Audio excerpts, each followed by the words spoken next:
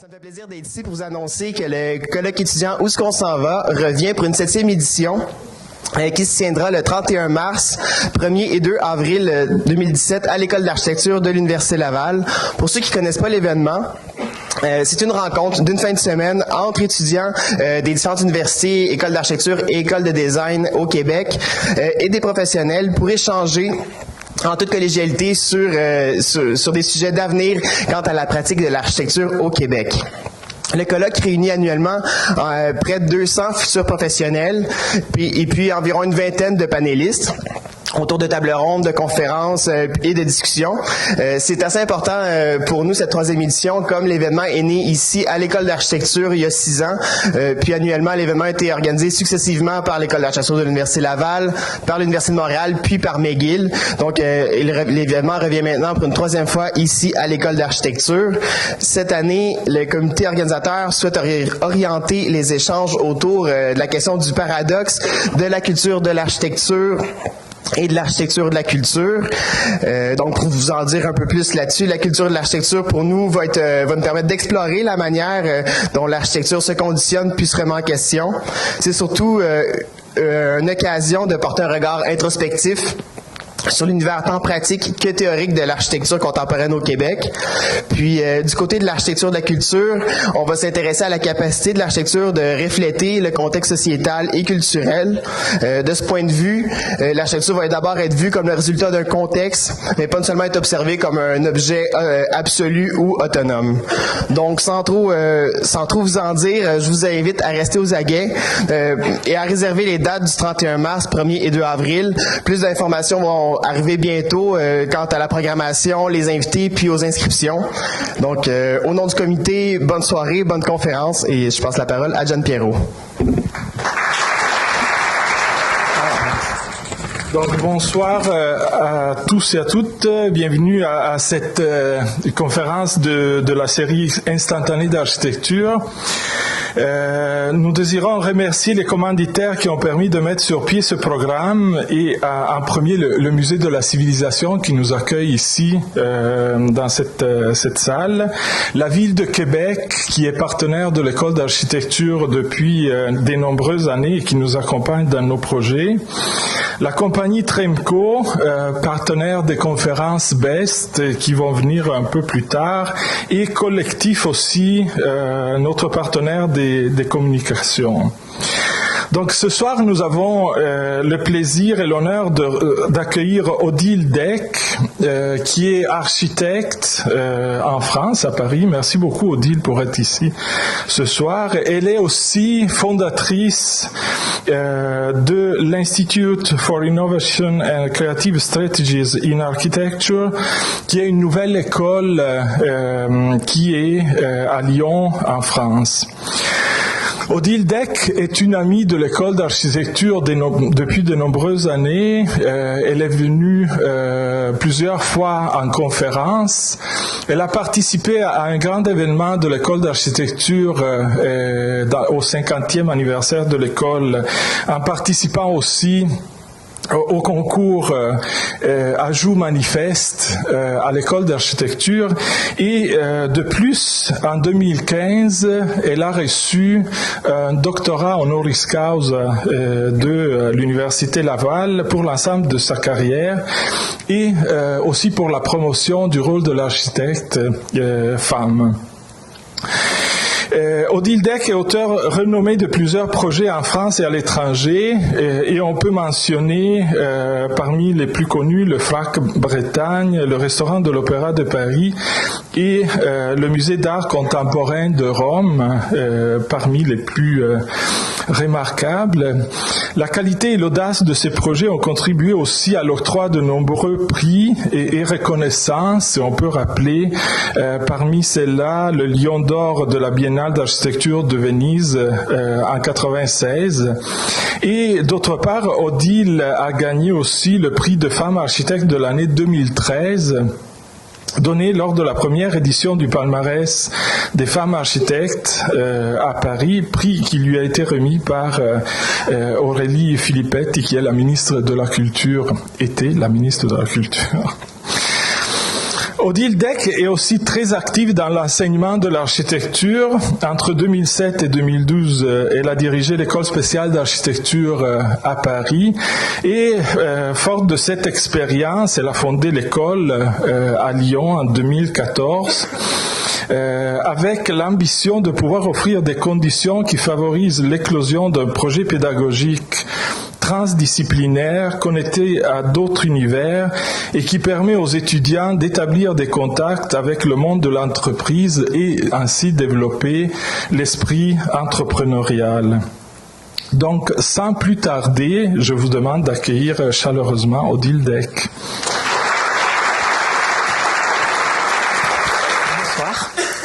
Je suis effectivement ravie d'être là ce soir parce que, effectivement, j'ai l'impression de revenir tout le temps dans la famille. C'est en quelque sorte, c'est une de mes familles, l'Université Laval à Québec.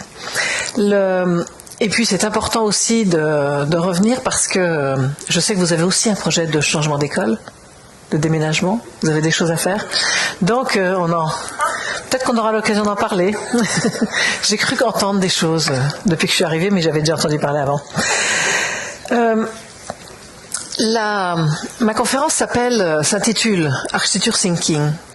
Pourquoi ? Parce que vous avez dû entendre parler déjà, comme moi et comme beaucoup de gens, depuis quelques années, on a parlé de design thinking, partant du principe que le processus de la création dans le cadre de la formation du design ou de la fabrication du design ou de la pensée sur le design ou de la fabrication de la créativité pouvait être un modèle ou une inspiration, une source d'inspiration pour innover, pour inventer, pour être reproduit dans toute autre sorte de processus, que ce soit dans l'industrie, dans la relation entrepreneuriale au sein des entreprises, qu'elles soient industrielles ou pas, etc. Et moi aussi, je me suis mise, il y a quelques années, à parler de design thinking en me disant que c'était effectivement intéressant. Jusqu'au moment où j'ai réfléchi, je me suis dit, mais pourquoi on parle de design uniquement et pourquoi on ne parlerait pas d'architecture thinking ? Et pourquoi d'architecture thinking ? Parce que en y réfléchissant, l'architecture, c'est beaucoup plus puissant que simplement penser la question du design. Et c'est plus puissant, pourquoi ? Parce que quand on fait de l'architecture, nous sommes des personnes qui résolvons des problèmes. Parce que quand on nous pose une question, après, quand on pratique dans le monde de l'architecture, et les questions qu'on nous pose, qu'elles soient de la petite échelle à la très grande échelle, en passant par toutes les échelles possibles et inimaginables, sont des questions qui interfèrent avec un nombre considérable de disciplines. Faire un bâtiment, entre autres, c'est se poser des questions, qu'elles soient économiques, juridiques, sociales, anthropologiques, sociétales, techniques, physiques, thermiques, environnementales. Tout ça touche à tous les champs, ça touche à toutes les disciplines, et c'est peut-être les questions les plus complexes que l'on puisse trouver aujourd'hui dans le monde. C'est nous qui, après des études d'architecture, avec l'architecture, avons à faire face à ces questions. Et notre éducation nous permet d'abord de les englober, puis ensuite de les synthétiser pour poser un diagnostic. Et de ce diagnostic, on est amené à faire une proposition. Et la proposition que nous faisons, elle fonctionne de la plus petite échelle à la plus grande échelle en même temps. C'est-à-dire qu'on doit travailler aussi bien la question du détail que la question de la grande échelle, et tout ça au même moment. Donc c'est quelque chose qui est totalement unique. C'est donc un processus mental, un processus de réflexion, un processus d'action qui est totalement unique et qui est le seul qui fonctionne comme ça. Il n'y a pas d'autres professions qui travaillent comme ça, qui font face à cette diversité d'approches. Et à cause de ça, je me suis dit, mais finalement, on devrait pouvoir, quand on a fait des études d'architecture, dire qu'il faut appliquer l'architecture thinking. Ça permet de repositionner l'architecture au sein de la société. Ça permet de repositionner l'architecture comme une discipline, comme une culture qui permet d'agir, qui permet de penser le monde, qui permet d'agir dans le monde, qui permet de proposer des choses pour aider le monde. Et pas simplement faire du design. C'est beaucoup plus puissant que ça, c'est beaucoup plus que ça. Et c'est ça qui m'intéressait, c'est pour ça qu'aujourd'hui je parle tout le temps d'architecture thinking. Et quand on fait des études d'architecture, on pense traditionnellement que c'est seulement pour dessiner des bâtiments. Bien non. C'est beaucoup plus que ça aussi. Et la capacité de faire des études d'architecture, ça amène à être capable de proposer des solutions pour toutes sortes de champs et d'avoir la capacité de produire toutes sortes de choses, toutes sortes de propositions à toutes les échelles possibles. Donc c'est pour ça que je vais commencer ma conférence en vous parlant d'art. Puisque il m'est arrivé, je me suis retrouvée confrontée et amenée plusieurs fois à faire des propositions d'installation, que ce soit dans des galeries d'art ou à l'occasion d'événements. On m'a demandé de faire ça et j'ai accepté parce que à partir du moment où c'est quelque chose que je ne connaissais pas, ça m'intéressait de me questionner pour savoir comment je pouvais proposer quelque chose et ce que je pouvais proposer pour ça. Donc là, par exemple, en 2004, à New York, une galerie d'art qui s'appelle Artist Space, qui est à Soho, m'a proposé de venir faire participer à une exposition. Pas participer à une exposition, mais être là et faire une proposition. Donc, on m'a dit, surtout, vous ne nous proposez pas de l'architecture, on vous demande pas de faire une exposition d'architecture. Donc, j'ai proposé ça. Donc, j'ai construit un espace. Dans l'espace, j'ai reconstruit un espace qui est une sorte de cabinet dans lequel le sol n'était pas horizontal. Donc, j'ai reconstruit le sol. J'ai disposé des murs et les murs ne sont pas verticaux. Ils sont inclinés. Ils ne sont pas réguliers, ils ne sont pas rectangulaires. Une partie des murs à l'intérieur sont peints en blanc et l'autre partie est recouverte de miroirs. Et en projetant des images de mes projets, des images d'architecture, sur les parties peintes en blanc, elles se reflétaient dans les éléments en miroir qui étaient de l'autre côté et recréaient de nouveaux espaces, fabriquaient par elles-mêmes de nouveaux espaces que vous voyez là, parce que ce que vous voyez là n'est pas totalement la réalité de l'espace qui était.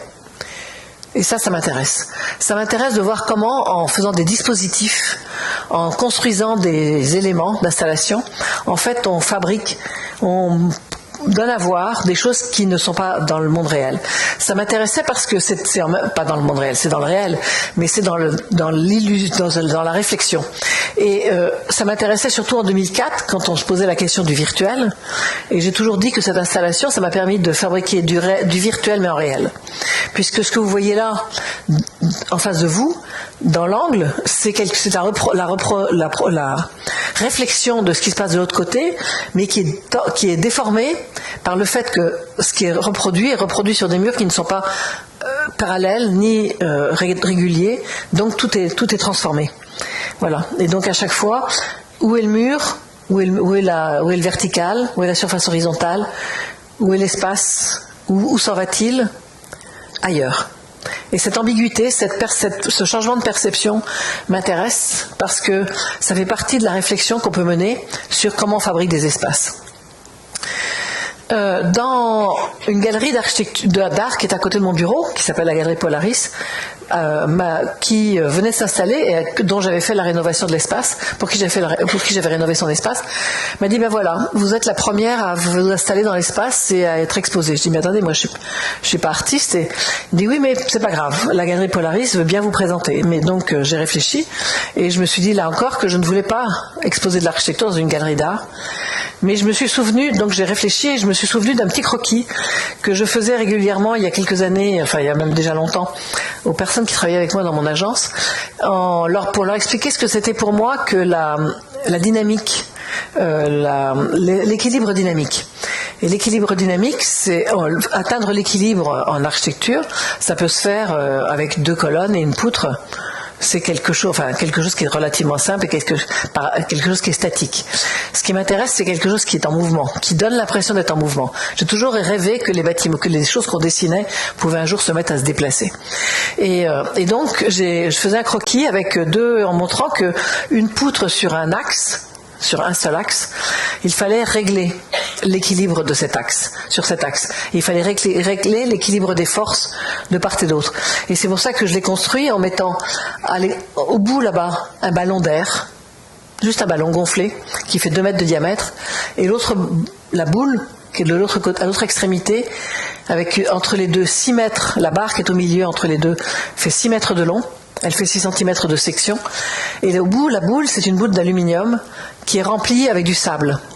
Et le point d'équilibre a été calculé, j'ai demandé à mon ingénieur de calculer les points d'équilibre, comment on pouvait équilibrer, à quel endroit il fallait trouver, on allait trouver le point d'équilibre sur cette barre, entre le ballon d'air et quel poids il fallait mettre de l'autre côté. Donc le poids qu'il fallait mettre de l'autre côté, il a été réglé avec le sable. Donc au grain de sable près, ça venait à l'équilibre. Parce que la barre horizontale, elle est posée sur la barre verticale, elle n'est pas fixée. Comme le ballon d'air remplit presque l'espace, quand vous passiez à côté de cet objet, en fait, vous déplaciez l'air en vous déplaçant vous à côté, et en déplaçant l'air, vous mettiez la boule en mouvement. Et la boule se mettait à bouger, et on se rendait compte à ce moment-là qu'effectivement, l'équilibre préalable était instable, était à la limite de la rupture. C'est ça qui m'intéressait, c'est d'aller au plus loin pour voir jusqu'à quel moment l'équilibre est tenu. En France, on a chaque année à Chaumont-sur-Loire un festival de jardin, et j'avais déjà participé en 2000 avec un autre jardin, et en 2009, le thème était la couleur, et quelqu'un dans l'agence m'a dit mais pourquoi on ne ferait pas un jardin noir? Et j'ai dit pourquoi pas, mais qu'est-ce que ça veut dire un jardin noir, parce que les plantes noires il n'y en a pas beaucoup, mais finalement on se dit mais on ne va pas faire des plantes, on va proposer une installation. Donc on a proposé ça et on nous a retenus pour installer donc une vingtaine de verres noirs qui font 2,50 m de haut, qu'on a installé dans une forme ovoïde dans l'espace qui nous était alloué. On a recouvert le sol de poudre de pneu sur 15 cm d'épaisseur, et au milieu on a fait une espèce de petite flaque d'eau sur un film noir, et on a appelé ça le trou noir qui fuit. Le jardin était un lieu dans lequel le son est absorbé grâce à la poudre de pneu. Et en fait, quand vous avez un thème dans un festival de jardin sur la couleur, évidemment tout le monde expose beaucoup de couleurs tout autour, et j'appelais ça beaucoup de jardins bruyants. Et dans le nôtre, c'était le silence absolu. Parce que quand vous rentriez dans mon jardin, si vous vouliez parler à la personne qui était à l'autre bout, elle ne vous entendait pas, parce que le son était complètement absorbé par le sol. Donc c'était un endroit de silence, un endroit de réflexion, un endroit calme, au milieu de toute l'agitation des couleurs autour. Mais en même temps, les choses se reflétaient. Le soleil jouait avec les verres, avec la petite flaque d'eau, et transformait la perception de cette forme, tout en absorbant tout. En haut du siège de Louis Vuitton aux Champs-Élysées, qui n'est plus le siège, mais c'est le grand magasin Louis Vuitton, ils avaient un espace culturel, jusqu'à ce qu'ils aient construit la Fondation Vuitton dans le bois de Boulogne. Mais cet espace culturel accueillait des artistes, et une année, ils m'ont demandé d'être là avec eux et d'être avec une autre artiste et de me mettre sur la terrasse. Et quand je suis allée dans l'espace et que j'ai vu la terrasse pour la première fois, j'ai découvert que c'était un des rares bâtiments qui outrepassait la limite de la planimétrie de Paris. Paris, j'ai toujours tendance à comparer Paris à un gros cake, à un gros gâteau, bien épais, très dense, tout plat, avec juste quelques éléments qui sortent au-delà. Parce que Paris a une hauteur qui est complètement régulée depuis le XVIIe siècle, avec une hauteur particulière qui fait que les toits s'arrêtent tous à la même hauteur, quel que soit le terrain et l'accident du terrain. Et donc, par un hasard, je ne sais pas lequel, ce bâtiment-là avait un étage de plus. Et en arrivant sur cette terrasse, je me suis dit, tiens, mais c'est l'endroit rêvé pour s'envoler, pour partir, voler au-dessus de Paris, puisqu'on est au-dessus de Paris. Donc j'ai créé le saut. Donc c'est une rampe qui va presque jusqu'au bout, jusqu'au bord de la terrasse, qui est bordée de chaque côté par une surface de verre, sur laquelle j'ai appliqué un film en 3 dimensions, qui fait que lorsque vous avancez sur cette rampe, de part et d'autre, vous ne voyez pas ce qui se passe. Et vous avez l'impression que vous allez aller jusqu'au bout, puis c'est tout. Mais en fait, dès que vous tournez la tête et que vous avez la vision perpendiculaire sur le verre, vous voyez au travers. Donc vous voyez que la ville s'étend de part et d'autre, mais surtout vous avez la terrasse de part et d'autre. Donc vous savez que vous allez pouvoir ne pas simplement aller sauter, mais aussi vous installer sur la terrasse. Voilà. Et puis la galerie Polaris m'a à nouveau appelé en 2011. Et là, ce qui m'a intéressé, c'était de me poser par un jeu de miroir la possibilité pour les visiteurs qui qui sont les habitués dans une galerie d'art, majoritairement les gens qui viennent dans une galerie d'art sont les collectionneurs qui ont l'habitude de venir dans cette galerie. Il y a des visiteurs, il y a des personnes autres, mais il y a majoritairement des collectionneurs. Et les collectionneurs, quand ils arrivent, ils connaissent l'espace de la galerie puisqu'ils y viennent régulièrement. Et là, mon idée, c'était de leur perturber la vision de la galerie quand ils arrivent, quand ils entrent, qu'ils aient l'impression qu'ils arrivent dans un autre espace, en installant des miroirs à des endroits particuliers, en les disposant d'une certaine façon, des miroirs noirs et des miroirs argent, et faisant en sorte que la réflexion de l'espace entre les différents miroirs perturbait la perception qu'on avait habituellement de l'espace.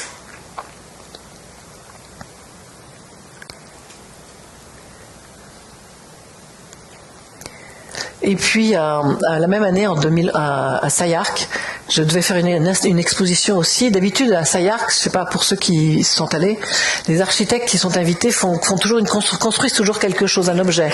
Et moi, ce qui m'intéressait, c'était de travailler sur l'espace, encore une fois de plus. Donc, j'ai construit cette forme, qui est un espace, avec 4 triangles équilatéraux, qui ont des passages entre eux qui ne sont jamais au même endroit. Vous voyez que les angles sont parfaitement réguliers, mais les murs ont des systèmes de repères parce qu'aucun des murs n'est vertical. Les murs à l'intérieur sont tous revêtus de miroirs, à nouveau, comme dans la première installation que je vous ai montrée. Vu du dessus, quand on passe sur la galerie, on voit qu'à l'intérieur, effectivement, l'espace est particulier, il est régulier. Mais quand on arrive au pied pour rentrer dedans, c'est un volume incliné. Et quand on rentre dedans, la perception de la réflexion des murs les uns dans les autres fait que la lecture de l'espace est complètement brouillée.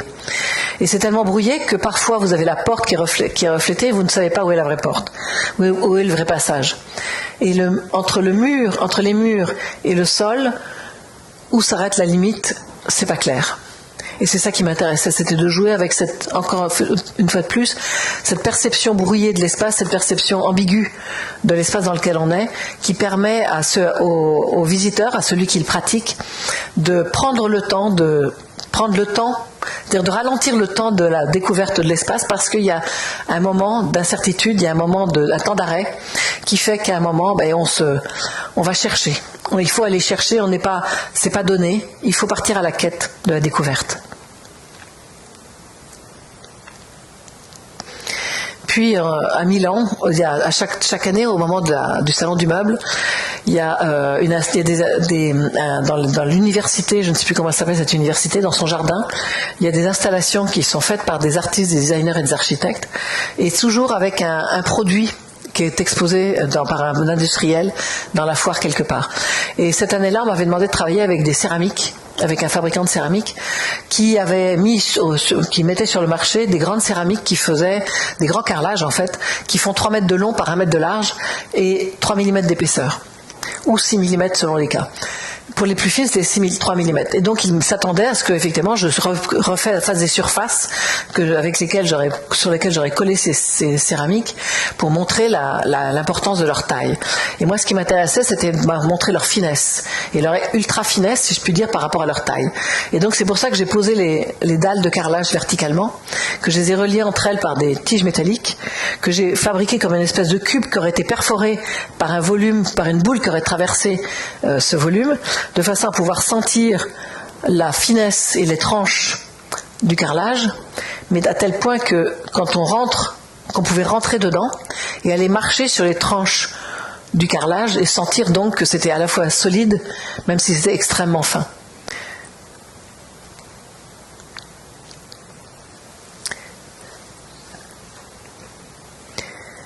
Puis de l'architecture, évidemment. On peut aussi faire de l'architecture. Donc voilà, je commence par Rome, par le musée d'art contemporain de Rome, qu'on a fini en 2010, après avoir gagné un concours en 2000, donc 10 ans, pour fabriquer un projet pas si gros que ça, puisque ça ne faisait que 12 000 m², mais c'était Rome.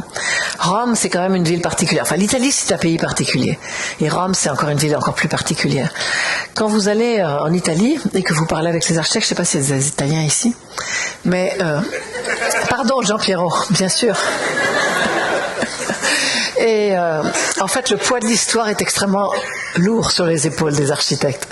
Puisque quand vous parlez avec un architecte qui vous parle de son projet, il vous raconte toujours au début comment c'était du temps des Romains. Ce site-là, voilà ce que c'était et ce qu'il y avait sur le temps des Romains. Puis tout d'un coup, on saute au XXIe siècle. Entre les deux, on ne sait pas ce qui s'est passé. C'est un peu ce qui s'est passé sur mon site. Parce que moi, quand on a commencé à faire les sondages, on n'a rien trouvé sur le terrain. Puis lorsqu'on a construit, on a trouvé une carrière romaine. Ah, tout s'est arrêté. C'était juste une carrière, c'était même pas un bâtiment, c'était une carrière. Donc comme c'était romain, il a fallu la conserver. Parce que c'était, comme m'a dit l'architecte des monuments historiques, Benny Culturali, m'a dit, on voit comment l'outil passait dans la pierre. Bon d'accord, ok, du temps des Romains. Donc c'était dans le parking, donc on a dû un peu aménager le parking pour le faire passer. Puis tout d'un coup, en creusant un peu plus loin, on a trouvé une fontaine du XVIIIe siècle. Oh, je me suis dit, tiens, qu'est-ce qui va se passer? On l'a regardée, ils l'ont regardée pendant un mois, puis au bout d'un mois, hop, elle a disparu la fontaine. Donc quand je vous dis qu'il n'y a que les Romains qui les intéressent. C'est très particulier, Rome. Donc, c'est aussi très lent. Et l'administration, c'est très très compliqué. Mais en même temps, il y a un très grand respect de l'architecture et des architectes. Ça, c'est particulier aussi. Parce que vous êtes architecte. Vous faites de l'architecture, donc on vous respecte. Et on pense que ce que vous avez dessiné, ça doit être construit tel que vous l'avez dessiné. Et ça, c'est un des rares pays où j'ai vu ça, quand même. Donc ça, on peut rire un peu, mais en même temps, on peut respecter quand même. Donc voilà. Donc c'était un concours international ouvert que j'ai gagné. Vous savez, c'est comme jouer au dé tout d'un coup. J'avais jamais fait ça de ma vie, j'avais jamais fait de concours international. Je joue au dé, ça marche. Mais après, j'ai beaucoup joué au dé, mais ça n'a jamais marché depuis. En fait, sur le terrain, c'était dans une ancienne brasserie, la brasserie des bières Peroni. Vous connaissez certainement les bières Peroni pour ceux qui boivent de la bière. Donc, ils étaient installés dans Rome avant. Puis, ils ont déménagé, ils sont partis à la périphérie, mais tous leurs terrains ont été petit à petit transformés et leurs bâtiments étaient soit rénovés, soit démolis. Et là, il y avait deux bâtiments, qui sont les deux volumes parallèles que vous voyez, avec une cour entre les deux. Et ça, c'était l'endroit où il y avait les bureaux, et derrière il y avait la fabrication de la glace, enfin tous les processus de fabrication de la glace pour fabriquer la bière. Je ne sais pas comment ça se fabrique la bière, mais ils savaient qu'il fallait fabriquer de la glace. Et ils avaient rénové les deux volumes là pour en faire la galerie d'art moderne. Et il y avait dedans une collection d'art moderne des années 1850 à 1950 et qui devait s'étendre. Donc on nous a demandé ils ont lancé un concours d'architecture pour faire l'extension de la galerie d'art moderne au départ. Et c'était le terrain qui était derrière, dans lequel il fallait garder les façades sur rue, parce que vous voyez qu'on est à l'angle de deux rues, vous voyez ça sur le plan masse, il fallait garder les façades sur rue. On pouvait ouvrir l'angle pour créer une nouvelle entrée, un nouvel accès au terrain, et il fallait garder le toit que vous voyez aussi là-bas, parce qu'en dessous il y avait une structure, enfin pas grand-chose d'intéressant, mais il fallait garder le toit. C'est des bizarreries comme ça quelquefois. Et les façades n'étaient pas très intéressantes. C'est des façades de la fin du 19e, début 20e, mais comme m'ont dit les architectes des monuments historiques, il n'y a pas beaucoup d'architecture industrielle dans le cœur de Rome, donc il fallait les garder. Donc l'avantage aussi que j'ai trouvé à ça, c'est qu'on est quand même à Rome. Et Rome, c'est pas une ville qui a l'habitude de l'architecture contemporaine, parce que depuis les années 60, il n'y a rien eu de construit de contemporain ou dans la ville, au cœur de la ville. Tout est à la périphérie. C'est ça aussi qui est difficile pour les architectes en Italie. On ne construit qu'à la périphérie, au cœur de la ville, on ne construit plus de contemporain. On fait de la rénovation parce que tout est préservé. Et donc il fallait... c'était compliqué. Je me suis dit que si on avait dû démolir les façades, il aurait fallu faire de l'architecture contemporaine en ville, à Rome. Je trouvais ça un peu risqué. Donc finalement, j'ai trouvé avantageux de garder les façades en me disant, même si j'aime pas ça, je vais garder les façades et je vais avancer masqué en me disant, ben voilà, je garde les façades, je joue ce jeu-là et derrière, je fais autre chose. Donc j'ai tout démoli, tout ce qui passait derrière, sauf le toit que je fallait que je garde, et je n'ai gardé que les façades. Puis j'ai ouvert à l'angle pour créer la nouvelle entrée, mais surtout j'ai construit un toit, une surface sur la totalité du terrain, sauf une toute petite zone dans laquelle parce qu'il fallait garder un jardin. Il fallait créer un jardin. Je ne sais pas pourquoi, il fallait créer un jardin. Donc j'ai gardé un tout petit endroit où je pouvais garder un jardin. Et tout le reste, j'ai fait un toit, parce que j'ai découvert que en ouvrant l'angle, qui était le niveau de la rue à cet endroit-là, était moins 4,50 m par rapport à l'autre entrée entre les deux bâtiments rectangulaires. Donc ce dénivelé important, en creusant et en ramenant tout le terrain derrière au niveau moins 4,50 m, ça me permettait de travailler sur toute la hauteur des façades, sur 12 mètres de haut presque, pour pouvoir faire tout ce que je voulais. Mais en même temps, ça me permettait depuis la cour préexistante de faire une rampe qui permettait d'accéder à mon toit. Et à partir de ce toit, de faire un escalier qui redescendait à la rue. Et donc quelque part, de passer par-dessus le musée sans rentrer dans le musée, et de créer sur ce toit une place publique qui appartenait au quartier, puisqu'on n'avait pas nécessité d'entrer dans le musée pour y aller. Parce que autour, dans ce quartier-là, qui est juste à côté de l'ancienne muraille, en fait, on est dans une partie qui est fin 19e, début 20e, mais il n'y a pas de place comme à Rome partout. Quand vous êtes à Rome, la seule chose que vous faites, c'est que vous allez de place en place. Vous repérez par les places à Rome. Mais là, il n'y en avait pas dans ce quartier-là, donc j'ai créé une place. Et sur cette place, qu'est-ce que j'ai fait? J'ai mis une fontaine, comme partout à Rome. C'est la surface en verre inclinée sur le dessus du toit. Et le restaurant que j'ai installé sous le toit préexistant, c'est devenu, comme toutes les places à Rome, les restaurants, les cafés, devant la fontaine, sur une place. Mais en faisant ça, donc j'ai créé une surface, et cette surface, je l'ai recouverte de pierres de basalte, puisque c'est une place publique. Et que à Rome, les places et les trottoirs sont en basalte. Donc c'est la même pierre que j'ai utilisée, mais j'ai utilisé également la même pierre à l'entrée en bas, l'entrée sur la rue, qui est rentrée jusque dans le foyer à l'intérieur du musée. Donc j'ai installé la partie du musée nouvelle entre les deux surfaces, en prolongeant l'espace public de la rue et de la ville, donc dans le musée, dedans et au-dessus, et en ouvrant le musée sur la ville. Et au cœur du système, j'ai installé l'auditorium et la grande salle d'exposition, qui était au départ une salle d'exposition, tout dans l'angle en bas, là, qui fait 1000 mètres carrés, et dans laquelle on devait gérer plusieurs hauteurs, parce que, comme je vous ai dit qu'au départ, c'était une extension d'une galerie d'art moderne dans laquelle ils voulaient pouvoir éventuellement faire des expositions, éventuellement faire des spectacles, faire des concerts, faire plein de choses. Et donc c'était un programme assez bizarre qu'on avait. C'était pas à l'époque un musée d'art contemporain. C'est une fois que le concours a été gagné que le directeur qui a été nommé pour ce bâtiment-là, lors de la construction du bâtiment, a discuté avec le maire qui lui-même venait d'être nommé, et ils ont décidé d'en faire finalement le musée d'art contemporain de la ville. Alors qu'au départ, c'était pas ça. Donc, l'avantage de ça, c'est que du coup, j'avais un directeur dédié à la création d'un nouveau musée d'art contemporain, avec un maire dédié à la création d'un musée d'art contemporain. Et ça, c'était intéressant, parce que du coup, c'était une conjonction qui n'était pas habituelle. Et même si le maire a disparu avant même la fin du chantier, et le directeur aussi. Donc, j'ai entre-temps eu d'autres directeurs et d'autres maires. Voilà. Parce que 10 ans, c'est quand même long. Et à Rome, ça change vite, en politique. Donc, voilà. Donc maintenant on va rentrer dans le musée. Donc voilà. Donc maintenant c'est un vrai musée. Donc à l'angle des deux façades, on a enlevé les façades, on a créé l'entrée et on a mis à cet endroit-là au-dessus le café dans la boîte de verre, qui est la seule chose qu'on voit à l'extérieur dans la ville, c'est ce cube de verre. Et ce cube de verre est en suspension au-dessus de l'entrée, puisque quand vous arrivez, tout est au-dessus, tout est en porte-à-faux et on passe en dessous. Puis on traverse le petit jardin, dont les arbres poussent très vite, parce que c'est une espèce particulière méditerranéenne que j'avais choisie pour avoir les feuilles sur le toit et les troncs simplement dans le jardin. Et on traverse ce petit jardin pour rentrer dans le foyer. Et on voit que le sol est toujours le même. Et le foyer, je vous ai parlé de deux surfaces, à l'intérieur et au-dessus, mais j'en ai créé une autre à mi-chemin, qui est faite de passerelles, qui est faite de circulation intermédiaire, qui permet de naviguer, comme je dis dans le musée, de déambuler à différents niveaux et donc de choisir le chemin par lequel on va découvrir le musée. Au centre, dans la partie éclairée, là, dans la surface noire, il y a la fontaine qui est éclairée en dessous et l'auditorium, qui est cet objet rouge au cœur du foyer, qui a une surface au-dessus sur laquelle on peut aller s'installer pour lire, pour faire des expositions, etc. Donc, la fontaine appartient à l'espace public du dessus, mais aussi à l'espace public du dessous. Et en même temps, elle permet la variation de la lumière à l'intérieur du foyer. Donc, ce foyer a été entièrement peint en noir, parce qu'on dit toujours qu'un musée d'art contemporain, c'est obligatoirement une boîte blanche neutre.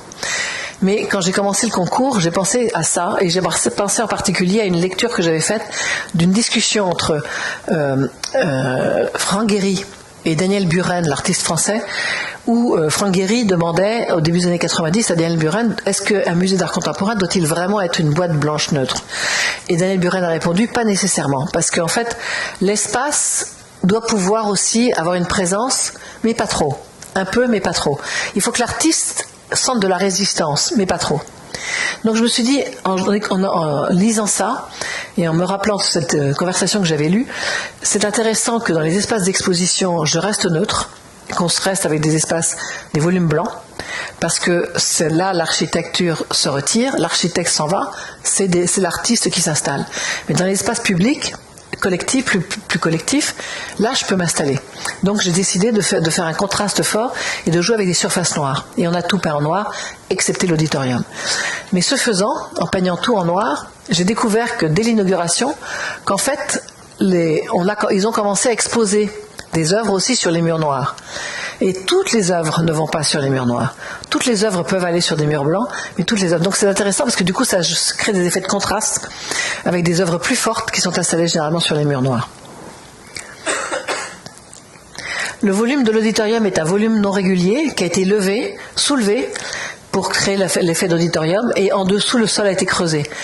Nous, au début, c'était pour on y mettait de la lumière pour pouvoir sentir ce décollement.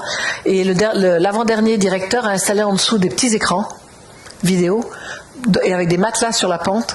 Et on peut s'allonger en dessous de l'auditorium. C'est devenu un lieu d'exposition pour aller voir la collection de vidéos du musée. Et pour entrer dans l'auditorium, il faut emprunter une rampe.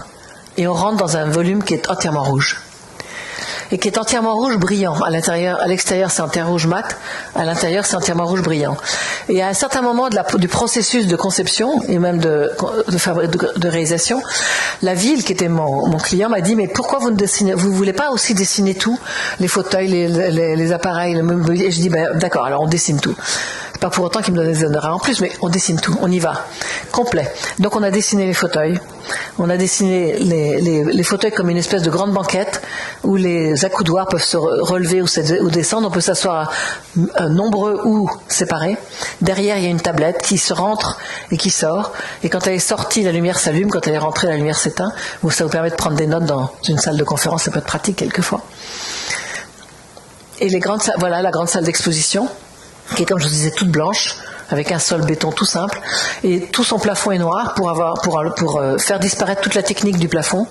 Et il y a une des passerelles qui passe et qui vient longer le mur pour aller remonter sur la terrasse, au-dessus, dans la place publique.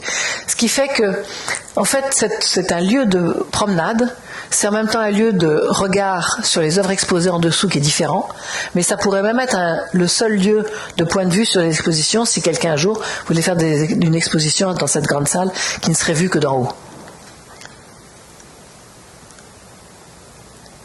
Et au-dessus, sur la terrasse et la place publique, la lumière vient par les volumes de verre qu'on a installés avec la fontaine, avec le volume de verre qui est à l'articulation avec la salle d'exposition, ou avec le restaurant et les lampes qu'on a dessinées pour la terrasse du restaurant.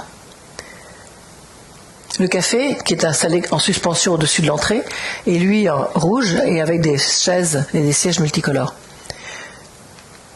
Et le café est un espace public, donc c'est un café comme dans toutes les rues en Italie, dans toutes les villes, il y a des cafés partout dans la rue. Là, on n'est pas dans la rue au rez-de-chaussée, on est dans la rue au premier étage. Et la terrasse, la place publique au-dessus, ce sont les gens du troisième étage autour qui sont de plain-pied sur la place. Donc on a changé le rapport d'échelle, le rapport des habitants avec les espaces publics, avec le musée. Et les toilettes. Parce que les toilettes, je parle toujours souvent des toilettes, parce que les toilettes, ça a l'avantage en architecture d'être un endroit où il n'y a pas de réglementation. Hormis la taille, c'est tout. Donc, c'est un endroit d'expérimentation. C'est un endroit dans lequel on peut expérimenter des choses. Donc, mes toilettes au macro ont été dessinées en référence au film de Jacques Tati, Playtime, qui a été fait par Jacques Tati dans les années 60 et qui l'a ruiné, mais dans lequel il a cherché à traduire, au travers de ce film, l'ultra-modernité qui arrivait. C'est-à-dire qu'est-ce que c'était pour lui la ville de la modernité qui arrivait dans les années 60. Donc c'est une ville qui est brillante, qui est lisse, qui est sans aspérité, qui n'a pas d'odeur, où les personnages ou les personnes qui sont dans ce film parlent toutes les langues à la fois. C'est-à-dire qu'ils commencent des phrases en français, en anglais, en italien. Ils se comprennent pas, mais c'est pas grave, on a l'impression qu'ils se comprennent. Mais c'est une espèce de vision particulière de ce qu'est la ville de demain à l'époque dans les années 60.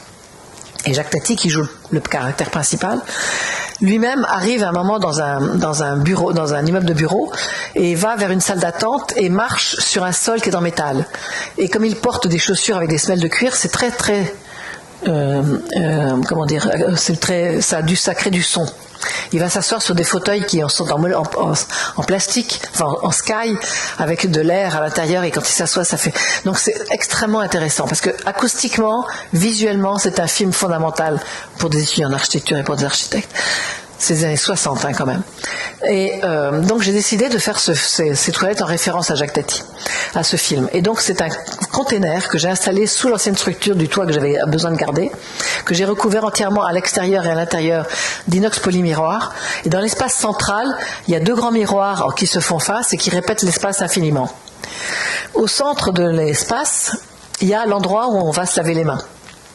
Mais c'est un cube, un parallélépipède blanc, en verre, lumineux, avec une sorte de paysage en creux. Mais il n'y a pas de robinet, il n'y a pas de distributeur de savon, il n'y a rien. Donc ce qu'il faut faire en sortant des toilettes, c'est faire danser ses mains au-dessus de l'objet, et à un moment on croise un rayon infrarouge. Et en croisant le rayon infrarouge, le volume devient rouge, et l'eau jaillit en montant. Et puis à un autre endroit, en faisant la même chose, on a le sèche-main qui se met à souffler verticalement. Donc c'est un endroit dans lequel, les toilettes, c'est un endroit dans lequel les visiteurs deviennent acteurs. Et ils ressortent toujours avec un grand sourire. Voilà le restaurant de l'Opéra Garnier, dont on parlait tout à l'heure, que j'ai fait grâce à un coup de téléphone que j'ai reçu un jour, un samedi matin, où j'étais en week-end, quelque part en France, et j'ai reçu un coup de téléphone de quelqu'un qui me disait, voilà, j'ai gagné comment on appelle ça, la direction ou la gestion de la création d'un restaurant à l'Opéra Garnier, mais j'ai besoin d'un architecte. J'ai besoin de quelqu'un, parce que j'ai fait un projet que j'ai gagné, mais avec un architecte dont le projet a été refusé. Et le ministère de la Culture m'a demandé d'en trouver un autre et de faire un autre projet. Donc je cherche quelqu'un. Est-ce que ça vous intéresse? Donc d'abord j'ai créé une blague, mais c'était pas une blague.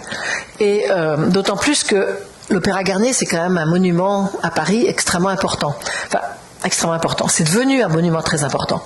C'est historiquement quelque chose qui était extrêmement décrié, qui était vraiment considéré par les architectes comme non intéressant, jusque dans les années 80, à peu près, même un peu plus tard.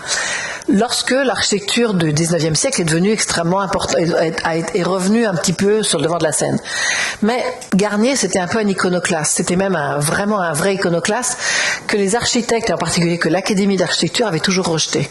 C'est un architecte très jeune, de 35 ans, qui a gagné un concours en 1850 pour faire l'Opéra Garnier, pour faire l'opéra. Et il a fait une architecture qui n'était absolument pas l'architecture officielle de l'époque.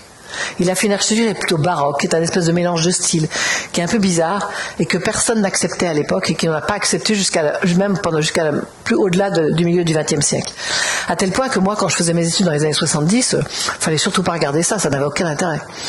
Mais maintenant, c'était en même temps le monument historique qui a été le plus protégé, parce qu'il n'y a jamais eu d'intervention dedans, contemporaine.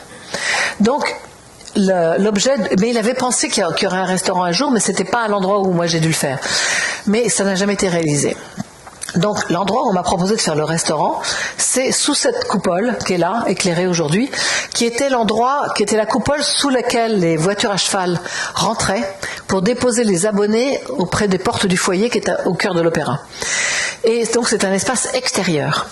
Et donc il y avait interdiction de mettre du verre ou de créer une façade en faisant comme si entre les arcades et les colonnes qui sont là, qui étaient une colonnade et non pas une façade, si je mettais des verres comme si j'avais fait des fenêtres. Charles Garnier n'avait pas fait ça, donc je n'avais pas le droit de le faire. Donc je n'avais pas le droit de créer de façade. L'espace, on me demandait de faire un restaurant dont la surface est plus grande que l'espace dont je disposais. Donc il fallait faire un niveau intermédiaire. Et les architectes des monuments historiques et le ministère de la Culture m'ont dit, vous ne pouvez pas créer de plancher à l'intérieur puisque Charles Garnier n'a pas créé de plancher. Bon d'accord, qu'est-ce que je fais? Pas de façade, pas de plancher, qu'est-ce que je fais? Donc, et vous n'avez surtout pas le droit de toucher les colonnes, vous n'avez pas le droit de toucher les murs, vous n'avez pas le droit de toucher la coupole, vous n'avez pas le droit de toucher la pierre. La seule chose que vous pouvez toucher, c'est le sol, puisque le sol qui est un sol qui était extérieur va devenir un sol intérieur. Alors, la première chose que j'ai faite, c'est de dessiner une ligne à l'arrière des colonnes, sinueuse, pour faire une surface de verre ondulante, courbe, qui serait autostable, en verre ultra transparent, ultra clair, donc autostable, de façon à ne pas avoir de cadre, de façon à ne pas avoir d'accrochage et ne pas faire d'ancrage dans quoi que ce soit, excepté dans le sol. En étant ultra clair, pour pouvoir donner l'impression, quand on est à l'intérieur, qu'on voit dehors comme s'il n'y avait rien. Il n'y a pas de reflet. Et ce faisant, je ne touchais pas les colonnes. Pour faire le plancher au-dessus, j'ai continué à faire des lignes courbes et sinueuses et j'ai négocié avec la Commission nationale des monuments historiques la position la plus proche de la façade, puisque moi je voulais approcher la mezzanine de la façade et eux m'ont demandé de reculer pour faire en sorte que le centre de la coupole soit toujours vu quand on entre au rez-de-chaussée dans la salle et qu'on ait toujours l'impression qu'on rentre sous une coupole. Donc d'où la forme particulière qui a été donnée à cette mezzanine. Mais vous voyez qu'aucune ligne ne touche ni les poteaux qui sont à l'intérieur, ni les murs, ni quoi que ce soit. Donc ça a donné ça. Donc ce sont des verres qui sont ancrés dans le sol, qui montent sur 6 mètres de haut, qu'on a interrompu à la hauteur des corniches et qui avec un autre verre au-dessus qui prolonge et qui est posé dessus. Et qui sont tenus l'un à l'autre en étant pincés simplement par cette lame de métal. Et ils arrivent jusqu'à la coupole sans toucher quoi que ce soit d'autre. Et ils ne touchent pas la coupole, puisque quand ils arrivent à la coupole, ils s'arrêtent 4 cm avant, et c'est un joint silicone qui vient les tenir en partie haute, qui ferme l'espace jusqu'à la pierre. La mezzanine elle-même est une sorte de prolongation protéiforme qui vient en porte-à-faux, puisque je n'avais pas le droit de mettre de colonne pour porter ma mezzanine dans l'espace de la coupole, puisque Charles Garnier n'avait pas fait ça, voyons. Donc, je n'avais pas le droit. Mais Charles Garnier, finalement, m'était assez sympathique, même s'il n'avait pas fait ça. Parce que c'était quelqu'un qui, justement, était un peu iconoclaste, qui était aussi un peu baroque, qui était pas vraiment, qui essayait d'être différent des gens de son temps. Donc, je me suis dit, finalement, ça peut être assez confortable de rentrer dans ses chaussons. Donc, c'est pour ça que j'ai trouvé ça assez agréable de faire ça. Et en faisant de cette façon-là, ma mezzanine, j'ai créé des structures métalliques qu'on a posé sur des plaques de répartition métallique dans l'épaisseur de plancher qu'on avait, parce qu'entre le plancher et la voûte qui était en dessous, qui sont des caves, qui étaient elles-mêmes protégées monuments historiques, on a 1,50 m à 2 mètres parfois d'épaisseur. Donc ça permettait de ne pas avoir, on n'avait pas le droit de passer au travers évidemment, donc pas le droit de descendre pour aller faire chercher des fondations, mais donc dans cette épaisseur on pouvait mettre des grandes plaques d'acier pour faire des grandes plaques de répartition pour servir de fondation. Donc tout ça n'est fait que poser dans le plancher. Donc le jour, pourquoi on m'a interdit de toucher à quoi que ce soit, c'est parce qu'à la fin comment on appelle ça, du contrat qu'a la personne qui gère ce restaurant dans 20 ans, enfin au bout de 20 ans, il est possible qu'on dise voilà, il n'y aura plus de restaurant, on enlève tout ça et l'espace redevient ce qu'il était.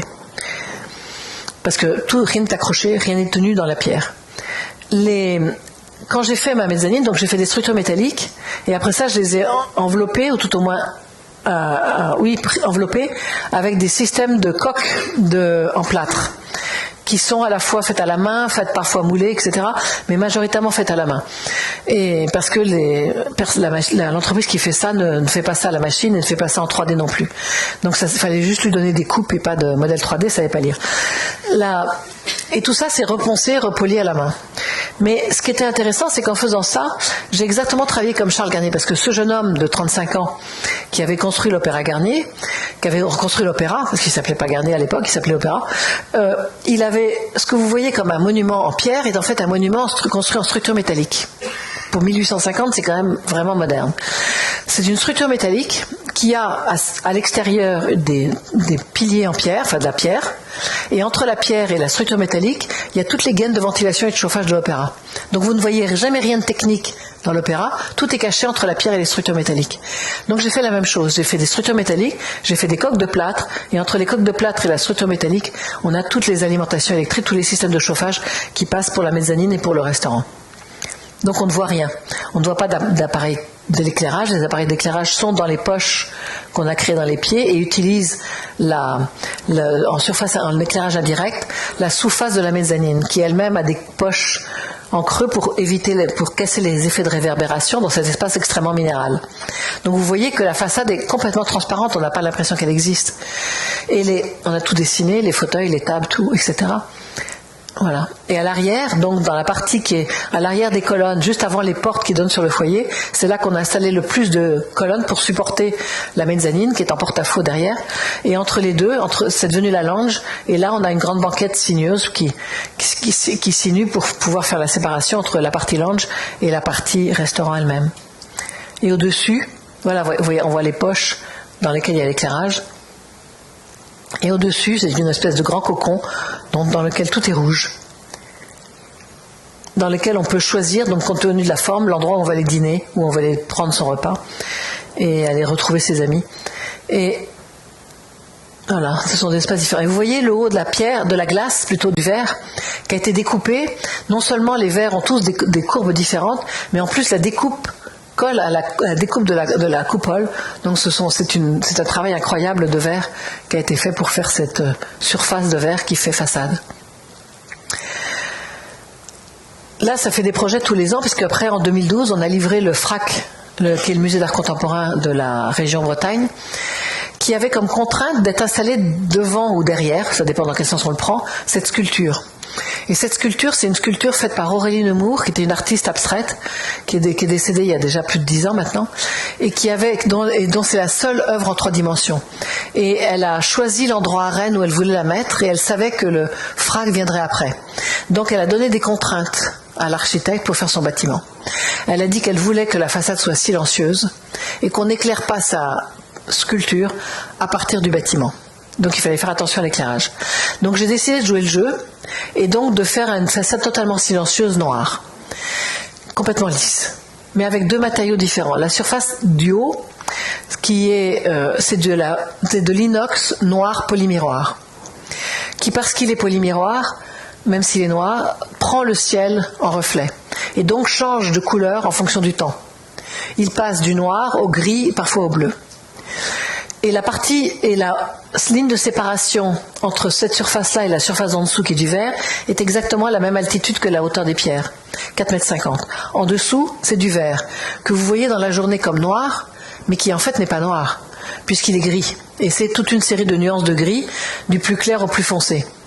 Mais dans la journée, ça paraît noir. La surface d'en haut, c'est la façade de la grande salle d'exposition qui fait toute la longueur et qui est en porte-à-faux au-dessus de tout ce qui est en dessous, qui est le foyer.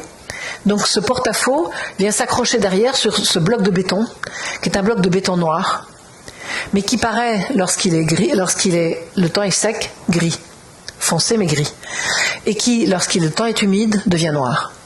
Donc selon le temps, les 3 matériaux changent de noir. Le noir change de couleur.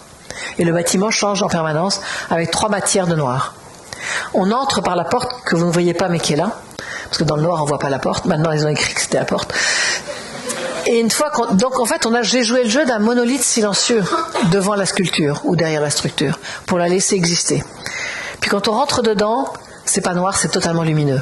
Parce que ce monolithe a été coupé complètement par une grande oblique qui le perfore totalement de haut en bas, jusque dans le sous-sol, dans les réserves, mais aussi sur toute sa longueur. Donc c'est 30 mètres de verticalité et toute une oblique sur toute la longueur des 50 mètres. Et quand vous entrez dans le musée, vous ne pouvez pas aller vers cet espace-là. Vous êtes au cul de l'auditorium et vous devez, pour aller visiter et monter dans les espaces, repartir vers la façade, emprunter ce pas d'âne qui est là, cet emmarchement, qui vous reprojette à l'extérieur, vous voyez que la vitre est transparente, vers la sculpture que vous venez de quitter, et vous passez entre l'auditorium et la façade, au moment le plus étroit, ça fait 1,50 m. Donc c'est un espace qui se pince et qui se redilate derrière, pour devenir le café, qui peut s'ouvrir complètement sur le parc derrière. Puis ensuite, derrière le café, vous trouvez à nouveau des emmarchements, qui deviennent rampes, ou qui deviennent escaliers, pour monter petit à petit dans les différents espaces du musée où il y a 3 salles d'exposition, puis l'espace éducatif, puis la bibliothèque, puis l'administration.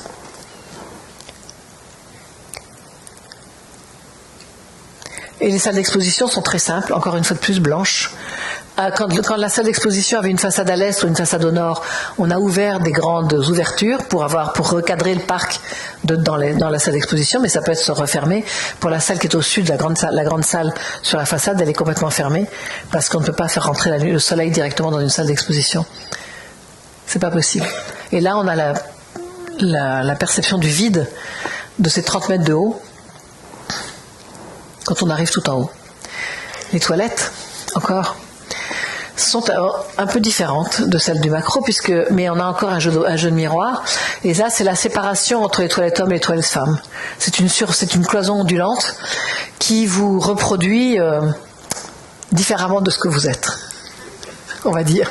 Parce que si vous avez déjà regardé dans un miroir courbe, parfois vous paraissez beaucoup plus large, parfois beaucoup plus mince, mais jamais tel que vous êtes. Donc ils ont trouvé ça un peu violent, mais bon, c'est resté malgré tout. Mais au début, ils n'étaient pas très contents que j'ai fait ça. Et maintenant, c'est un jeu d'aller voir comment on est. Et puis le soir, le rapport de la façade s'inverse. On a éclairé l'auditorium. C'est lui qui devient lumineux. Au-dessus, la façade s'assombrit jusqu'à devenir noire la nuit. Mais on n'éclaire pas la sculpture d'Aurélie Nemours. À Lyon, donc indépendamment d'avoir l'école, voilà la confluence entre le Rhône et la Saône, et c'était l'ancienne port industriel de la ville, c'était aussi l'ancien marché de gros, et la ville a décidé au début des années 2000, ils ont racheté tous les terrains. L'industrie est partie, ils ont racheté tous les terrains et la ville y redéveloppe l'extension du centre-ville qui est juste derrière. Parce que la séparation entre la confluence et le centre-ville, c'est la gare de Perrache, qui est une gare de train très haute en hauteur, donc une espèce de barrière assez difficile à franchir. Et ils ont décidé de d'étendre, donc maintenant ils vont faire des travaux sur la gare pour permettre de donner un peu plus de porosité à la gare. Et cette partie qui s'appelle la confluence, c'est 1 million de mètres carrés construits à terme. Donc ils ont décidé ça en 2000, les travaux ont commencé en 2005 et la moitié est déjà construite aujourd'hui. C'est un travail, c'est une transformation de la ville assez colossale. Donc au bout de la confluence, il y a le musée de Copy-Melblot que vous voyez en bas à droite. Ils ont créé une darse avec un centre commercial le long et les Voies navigables de France, qui est la société publique qui possède et qui gère les rivières et les fleuves en France, était aussi propriétaire du quai. Et sur le quai, il y avait l'ancienne sucrière, c'est-à-dire l'ancien dépôt du sucre, comment on appelle ça, l'endroit où il y avait le sel, je ne sais plus comment ça s'appelle,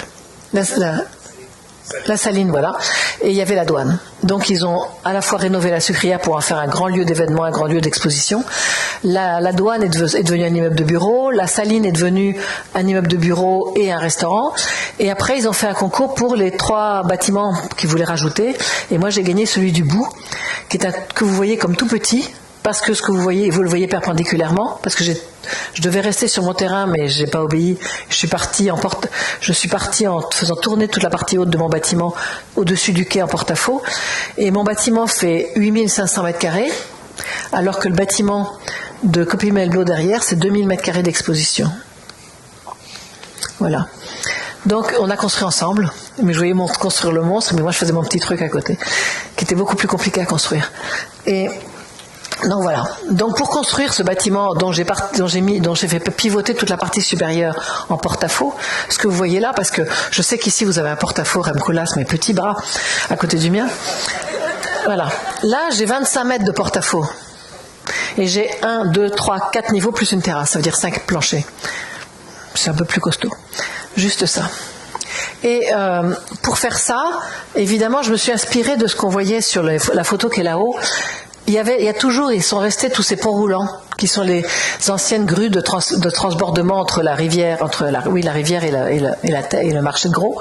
Et donc j'ai voulu garder le même vocabulaire. Donc j'ai construit des pylônes au milieu d'un atrium, 3 gros pylônes, sur lesquels on porte une grande croix métallique, qui elle-même rejoint une poutre périphérique, auxquelles sont suspendues des suspensions qui viennent suspendre les différents planchers. Donc on a construit le bâtiment à l'envers.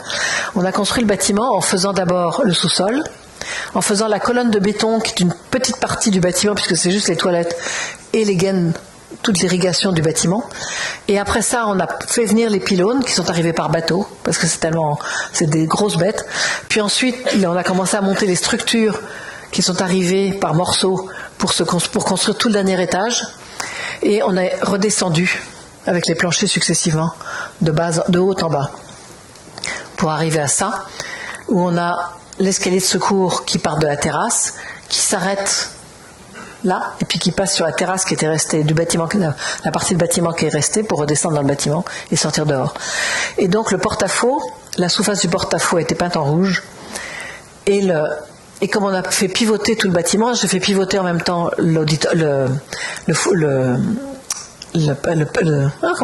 l'atrium central. Vous voyez l'échelle par rapport à des personnes, par rapport au porte-à-faux, et on peut regarder le bâtiment par en dessous. Puisque comme l'atrium a pivoté, on a mis en dessous face une partie vitrée et on voit au travers du bâtiment quand on passe sur le quai. À l'intérieur, il y a ce hall. Ça paraît très vite parce que comme c'est une société d'événementiel qui fait ça, qui est installée dedans, c'est le siège social de la société, et très régulièrement, il change toute la configuration du hall et de l'espace du rez-de-chaussée pour en faire des événements d'exposition, des foires d'art contemporain, des choses comme ça. Et au-dessus, donc on a l'atrium avec les 3 pylônes dans lesquels il y a les ascenseurs et les escaliers. Tous les plateaux de bureaux sont autour, entièrement ouverts sur l'atrium, en open space majoritairement, avec parfois des bureaux fermés malgré tout, parce qu'il y avait besoin de bureaux fermés, qu'on a fait comme des boîtes de verre, ce que vous voyez là. Et on a enlevé les faux plafonds, on a gardé les faux planchers, parce que dans les immeubles de bureaux, on doit garder les faux planchers, on a besoin de l'irrigation encore, par rapport à l'alimentation électrique et les courants faibles. Là, on a enlevé les faux plafonds pour pouvoir absorber l'énergie dans les planchers béton au-dessus, dans la journée, dans les planchers béton, il y a les tuyaux d'eau qui se chargent en température dans la journée, qui sont évacués la nuit et qui reviennent frais le lendemain matin pour reprendre et fabriquer tout un cycle de température dans le bâtiment. La façade est constituée de 3 pots de verre, une peau extérieure, un vide et les doubles vitrages qui sont à l'intérieur, et l'air de la journée est aspiré dans cette double peau pour être repris dans des tuyauteries qui repartent au-dessus des toilettes dans des centrales qui les retraitent et qui les renvoient dans le bâtiment. Donc c'est tout un système thermique qui a été étudié pour pouvoir gérer ce bâtiment entièrement vitré aujourd'hui et malgré tout en économie d'énergie. Et on a dessiné, comme on avait plus de plafond, on ne pouvait plus intégrer les lumières dans le plafond, on ne pouvait pas traiter l'acoustique dans le plafond, donc il fallait acheter des lampes et mettre des panneaux acoustiques. Donc j'ai inventé et j'ai dessiné une lampe que j'appelle le pétale, qui est un panneau acoustique avec des lumières en dessous, qui se suspend au-dessus des bureaux et qui aujourd'hui cartonne sur le continent nord-américain. Je sais pas comment ça se fait, parce que tout le monde veut ça. Beaucoup de gens dans des bureaux veulent ça, parce qu'effectivement ça marche très très bien. Parce que vous absorbez le son par en dessous, mais aussi par au-dessus à partir du moment où il est suspendu. Puisque le son vient se réverbérer et vient être réabsorbé par en dessous et par en dessus. Et en même temps, c'est de la lumière qui diffuse. Et donc, ça fabrique un éclairage extrêmement agréable dans les bureaux. Les toilettes sont rouges. Voilà. On ne peut pas trop jouer. Enfin, quand même, on peut se donner la main en se lavant les mains. C'est particulier. Par en dessous la vitre.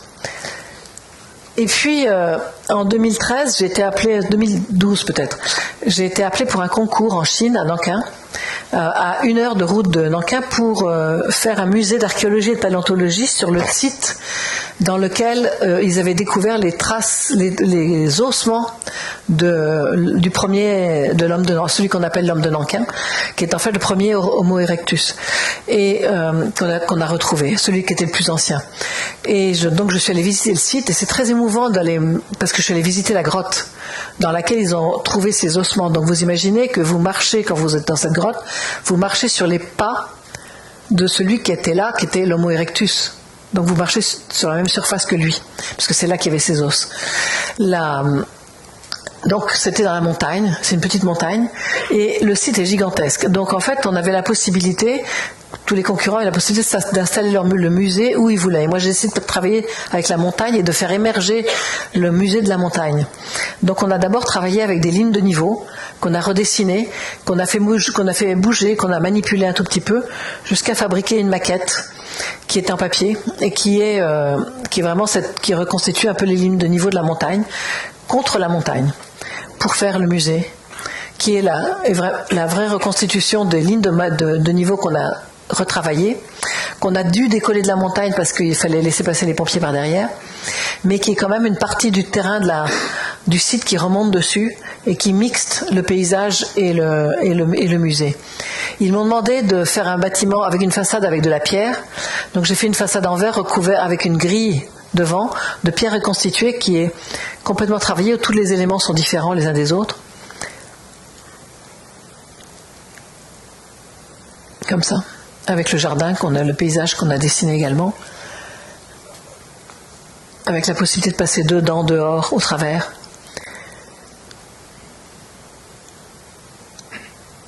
Et à l'intérieur, donc, c'est 20 000 mètres carrés de musée, qui sont, à mon avis, pas encore totalement aménagés, parce que le problème en Chine aujourd'hui, c'est qu'ils ont décidé de construire plus de musées que partout ailleurs dans le monde. Donc ils en construisent partout, mais ils n'ont pas forcément les programmes qui vont avec. Donc parfois les musées sont vides. Là, c'est un musée qui a quelques salles qui sont installées, mais pas tout. Donc on est dans un musée en Chine, dans un endroit où les gens vont venir non pas par centaines, peut-être pas par milliers, mais peut-être par millions. Donc j'ai pensé qu'il fallait leur donner la possibilité de circuler relativement rapidement pour aller d'un étage à l'autre, pour aller voir les expositions, mais en même temps d'avoir quand même la curiosité d'aller choisir l'endroit où ils allaient visiter. Donc j'ai créé un atrium dont la forme n'est pas régulière et dont l'emplacement n'est pas toujours le même, donc il bouge d'un niveau à l'autre. Et entre ces différents niveaux, j'ai posé des escalators, et ces escalators ne sont pas non plus au même endroit. Faut tourner autour de l'atrium, toujours pour aller chercher l'escalator suivant. Ce faisant, en tournant autour de l'atrium, vous voyez ce qui se passe de chaque côté dans les espaces latéraux, et vous pouvez choisir quelle exposition vous voulez aller voir. C'est une sorte de promenade verticale, un peu longue et en même temps rapide.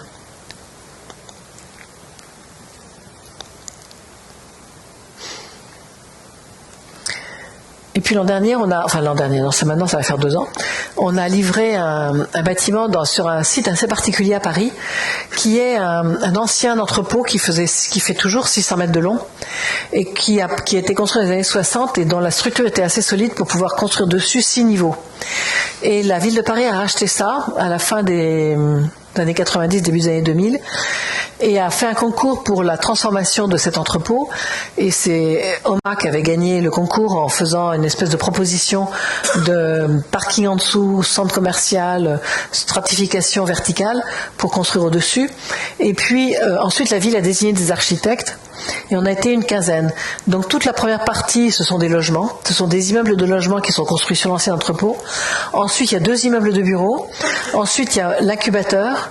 Et ensuite, il y a eu un concours pour faire des salles de sport et des écoles pour le quartier. Mais en fait, tout ça, c'est gigantesque puisque ça fait, comme je dis, 600 mètres de long. Ça monte sur, non pas R+6, mais R+8. Et ça représente à peu près entre 6 et 7 000 personnes qui sont dedans, entre les habitants et les activités. Donc, moi, j'ai hérité de ce morceau-là, et Rem Koolhaas avait donné comme règle minéral pour la façade. Minéral, cristal, minéral. Ne me dites pas ce que ça veut dire, je ne sais pas. Donc, minéral, c'était l'ancien entrepôt qu'on a gardé. Ensuite, il fallait faire un retrait. Donc, cristal, donc on a fait du verre, et tout le monde a fait du verre d'ailleurs, presque tout le monde. Et puis après, minéral, donc j'ai fait cette façade, pour laquelle j'ai pas voulu faire une façade de bureau normale, puisque à côté c'est des bureaux normaux, parce que j'étais dans un incubateur pour des start-up. Et donc je me suis dit, on va jouer avec des bulles, puisque finalement ce sont des idées, c'est de la créativité, c'est quelque chose de plus ludique, c'est différent. Il m'a fallu 1 an et demi pour convaincre mon client, qui n'était pas la ville, mais une société de la ville, de faire en sorte qu'il accepte de construire ça, parce que c'était pas une façade de bureau. Je dis, bon d'accord, c'est pas une façade de bureau, mais ça fonctionne comme.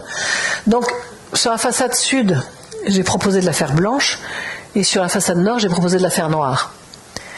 Et puis en plus une salle de conférence, une salle de réunion, grande salle de réunion qui part en porte-à-faux dessus. Et dans la façade est, le long de l'équipement sportif et scolaire, ça passe du noir au blanc. Ça varie. À partir du moment où j'avais fait ça, j'ai décidé qu'à l'intérieur du bâtiment, tout ne serait que noir et blanc. Partout. Et sauf les salles de réunion qui deviennent communes à toutes les startups qui sont dedans et qui seraient des bulles rouges. Donc voilà. Ça c'est le hall. noir et blanc, et au-dessus suspendue une bulle rouge qui est une salle de réunion. À l'arrière, après la porte d'entrée, il y a une autre partie d'arrière du hall, noir et blanc, et au-dessus une salle de réunion rouge. On rentre dans les salles de réunion de cette façon-là, et on s'installe dans cette bulle pour réfléchir, discuter, débattre, inventer, je sais pas quoi, autour d'une table qui est non plus une table de réunion, mais qui est une table où on peut s'installer comme on veut. Et puis les paliers d'étage sont noirs et blancs. Et au premier niveau, il y a encore 2 grandes salles, dont une grande salle de conférence plus grande que les autres. Et puis il y a des coussins posés, il y a des fauteuils un peu partout. C'est de la créativité permanente. Ce sont des gens qui s'installent, enfin vous savez, vous connaissez ça, ce sont des gens qui viennent, qui peuvent aller s'installer pour travailler n'importe comment, sur leurs genoux, assis par terre. Donc il fallait donner les conditions pour ça, il fallait créer des espaces pour ça, et en même temps choisir du mobilier en pouf pour s'installer par exemple. Et puis à chaque niveau, il y a des espaces comme ça, qui sont des espaces... parce que la ville de Paris, au début, ne pensait pas que... avait donné ça comme une espèce de programme de bureau, mais différent. Ils ne savaient pas trop ce que ça voulait dire, différent. Puis petit à petit, ils ont fini par connaître ce que c'était que les startups du multimédia, parce que c'est dédié au multimédia. Et petit à petit, au moment, alors qu'on construisait, ils ont demandé que finalement on enlève et qu'on crée ces espaces de convivialité, enfin, parce que moi je voulais les faire au début, mais ils trouvaient que c'était du gâchis d'espace. Donc finalement on a fait ça, et dans ces espaces, il y a le Wi-Fi, on peut s'installer comme on veut, on peut même téléphoner dans les petites boîtes pour ne pas gêner les autres, et on peut aussi s'installer pour travailler et discuter. Puis quand on est dans les espaces, les étages hauts, et qu'on a les bulles et qu'on est au-dessus de Paris, c'est formidable. Voilà. En ce moment, on travaille sur une tour à Barcelone qu'on a gagnée en 2015, qui est en bas de diagonale, au début de diagonale, c'est-à-dire à la limite de la ville et de la mer, à la limite de la ville et de ce qui est après.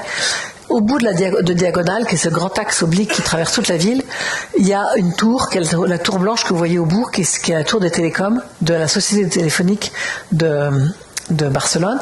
Et à côté, ce que vous voyez, c'est une image, c'était une structure qui avait été construite là, qui montait à peu près aux 2/3 de la hauteur de l'autre tour et qui était restée en construction, en béton, simplement la structure béton était restée là pendant 10 ans parce que la crise économique est arrivée et elle s'est arrêtée. Et puis des investisseurs américains l'ont acheté, américains et luxembourgeois, et ont organisé un concours en 2015 et on a gagné le concours pour la surélever, la monter jusqu'à 100 mètres, parce que ça c'était autorisé, et la transformer en immeuble de résidentiel d'assez grand luxe, enfin de très grand luxe. Persuadés comme ils sont que c'est le futur Miami de l'Europe. Donc la tour avec cette hauteur-là, on a rajouté des niveaux, et on a aussi rajouté des balcons, donc il y a un gros travail de reprise de structure, de renforcement des structures dans un immeuble qui n'était pas fait pour au départ. Mais bon, c'est particulier, mais si on l'avait démoli, on n'aurait pas eu le droit de reconstruire la tour. Donc c'est le seul moyen d'avoir la tour, c'est de garder la structure existante. Pour faire cette tour qui est avec des balcons, avec une impression de hauteur accentuée par l'effet d'oblique de la forme des balcons, avec en partie basse, on a supprimé, parce qu'on avait une limite de la quantité de mètres carrés qu'on pouvait construire dans cette tour. Donc ça nous a permis d'enlever les 2 premiers planchers qui existaient pour faire un lobby et un restaurant avec une très grande hauteur, 10 mètres de haut, et en utilisant à nouveau le verre courbé et en le poussant au maximum à 9 mètres. C'est une société espagnole de Barcelone d'ailleurs qui fait ça, donc c'est pour ça qu'on expérimente avec elle de faire ça sur 9 mètres. Ça y est, ils ont fait des tests et c'est possible. Donc c'est des verres d'un seul tenant qui vont faire 9 mètres de haut. Avec les balcons, sur le toit, une piscine, simplement juste pour avoir une piscine à débordement où on sera dans la mer, en visibilité, avec une vue à 360 degrés, enfin, quelque chose de pas mal. J'ai pas les moyens, mais bon. Et puis, une petite maison, qui est une résidence d'artistes à côté de Grenoble. C'est une collectionneuse d'art contemporain qui habite ce petit château, au-dessus de Grenoble, au-dessus du golfe de Grenoble, a décidé de créer une résidence d'artistes dans sa propriété et de l'installer dans les douves pour ne pas être trop gêné par la présence de la résidence d'artistes et des artistes en particulier. C'était un endroit très très boisé quand je suis arrivée dans le site, mais en même temps j'avais vu depuis sa terrasse que la vue sur la vallée et sur les Alpes était magnifique, donc ça m'embêtait de rester dans la douve et j'ai fait une proposition. Elle a fait un concours entre 3 architectes, ce que j'ai découvert après avoir gagné, parce qu'elle ne m'avait pas dit. Mais bon. quand elle est venue me voir pour me dire que finalement elle allait le faire avec moi, elle m'a dit il y avait 2 autres architectes qui avaient fait une proposition. Ah bon, d'accord, je savais pas. C'est pas grave. Donc j'ai décidé de faire en sorte que ça monte suffisamment pour faire un belvédère et avoir la vue sur la vallée pour les artistes. Mais en même temps, je voulais pas que la présence des artistes la dérange, puisqu'elle voulait pas que ça la dérange. Donc j'ai fait un bloc noir qui, vu de chez elle, on voit pas. On sait pas s'il y a quelqu'un dedans. C'est tranquille. Mais ce volume a été déformé, twisté, comme je dis, pour pouvoir aller chercher la lumière du soleil sur les façades pour le séjour et la chambre, qui sont au-dessus de l'atelier d'artiste. Donc ça fait cette forme un peu particulière, comme une espèce de... je ne saurais pas comment la décrire, qui a été twisté, qui a été déformé au-dessus de l'atelier d'artiste qui occupe tout le rez-de-chaussée sur 100 mètres carrés, alors qu'au-dessus, le total des 3 niveaux ne fait que 70 mètres carrés. Donc c'est 170 mètres carrés au total, avec le belvédère au-dessus, qui donne à voir les Alpes, au fond. Et puis, en Bretagne, on a construit une maison en verre. Donc là, la maison noire était toute en bois, intégralement, puisqu'on était dans les bois. Donc pour la première fois, j'avais construit une maison en bois, quelque chose en bois. Et celle-là est entièrement en verre. C'est pour un Anglais qui est un industriel qui travaille sur le verre et le métal et qui voulait se construire une maison en Bretagne qui soit très très très lumineuse parce qu'il a une maladie du macula, c'est-à-dire qu'il a des taches noires qui envahissent petit à petit sa vue dans son œil et petit à petit il perd la vue. Donc il voulait avoir une maison extrêmement lumineuse. Donc ce sont des plaques de verre qui sont constituées de 2 volumes de double vitrage dans lequel est compressée une mousse qui fait l'isolation, qui renforce l'isolation des doubles vitrages. Entre les deux verres de double vitrage, il y a 15 cm dans lesquels on a mis la structure métallique et tout ça fabrique une énorme paroi de presque 20 cm d'épaisseur qui est translucide. Le volume est un parallélépipède basculé qui est perforé par 2 volumes noirs, de verre noir, et dans lequel il y a la cuisine et les salles de bain, parce qu'il y a 2 niveaux.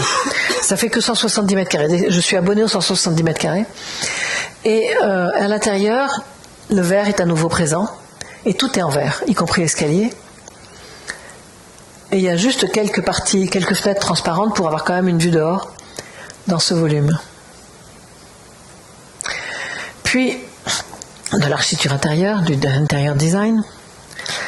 Un jour, en 2003, je reçois un appel de quelqu'un qui me dit qu'il a un client qui veut se faire construire un bateau et qui cherche un architecte pour lui faire l'architecture d'intérieur. Je fais « Ah bon ?»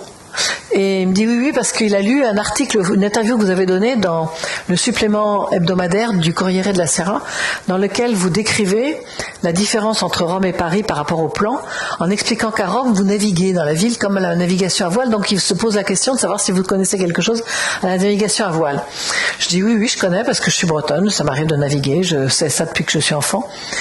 Ah bon, alors voilà, est-ce que vous voulez le rencontrer? Je dis bien sûr. Et donc c'était l'avocat.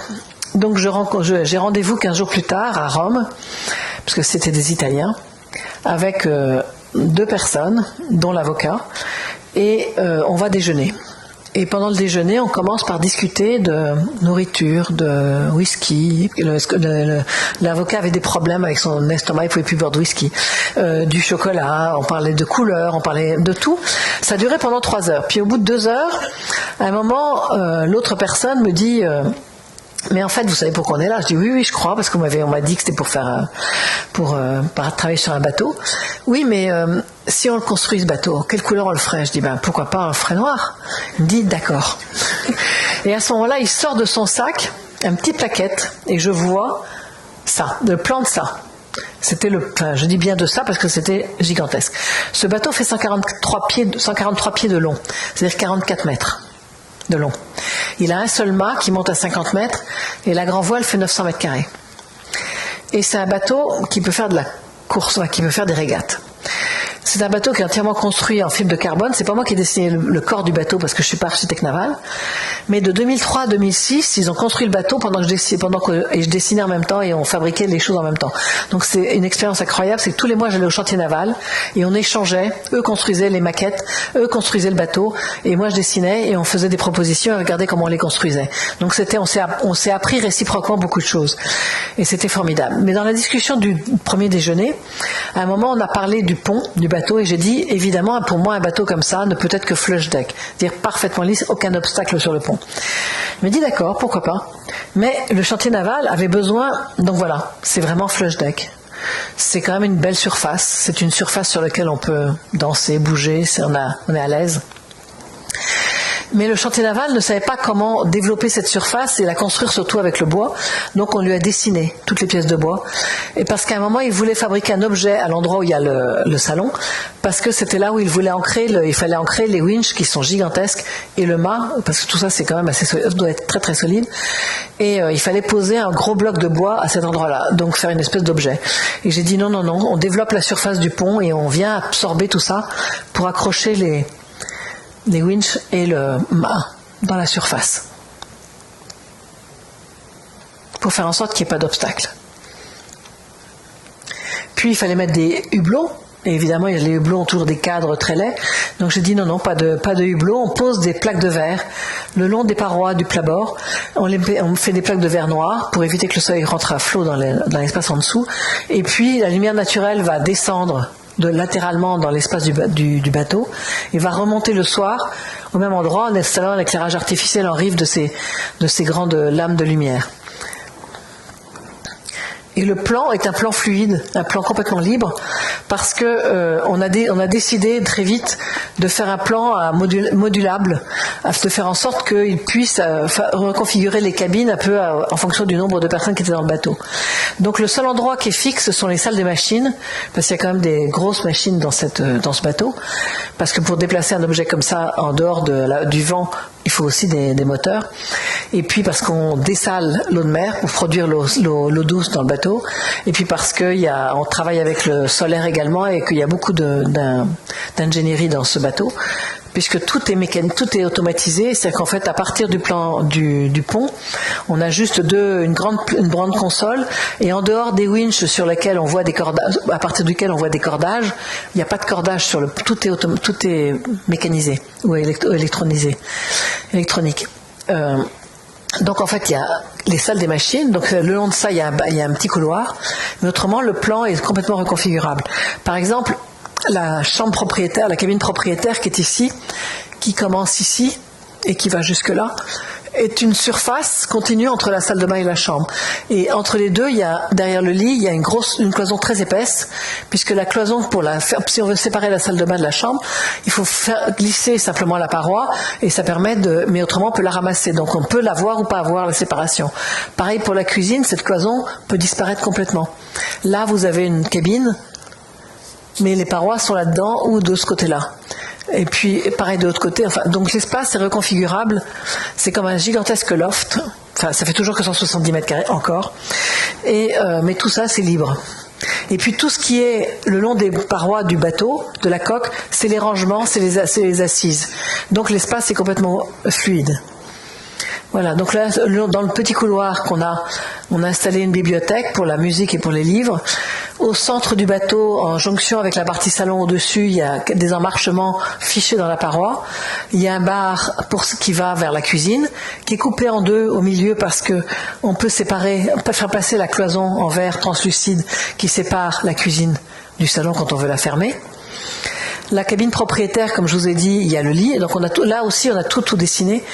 Et le lit est adossé à cette paroi qui est épaisse, qui contient les restes de la paroi.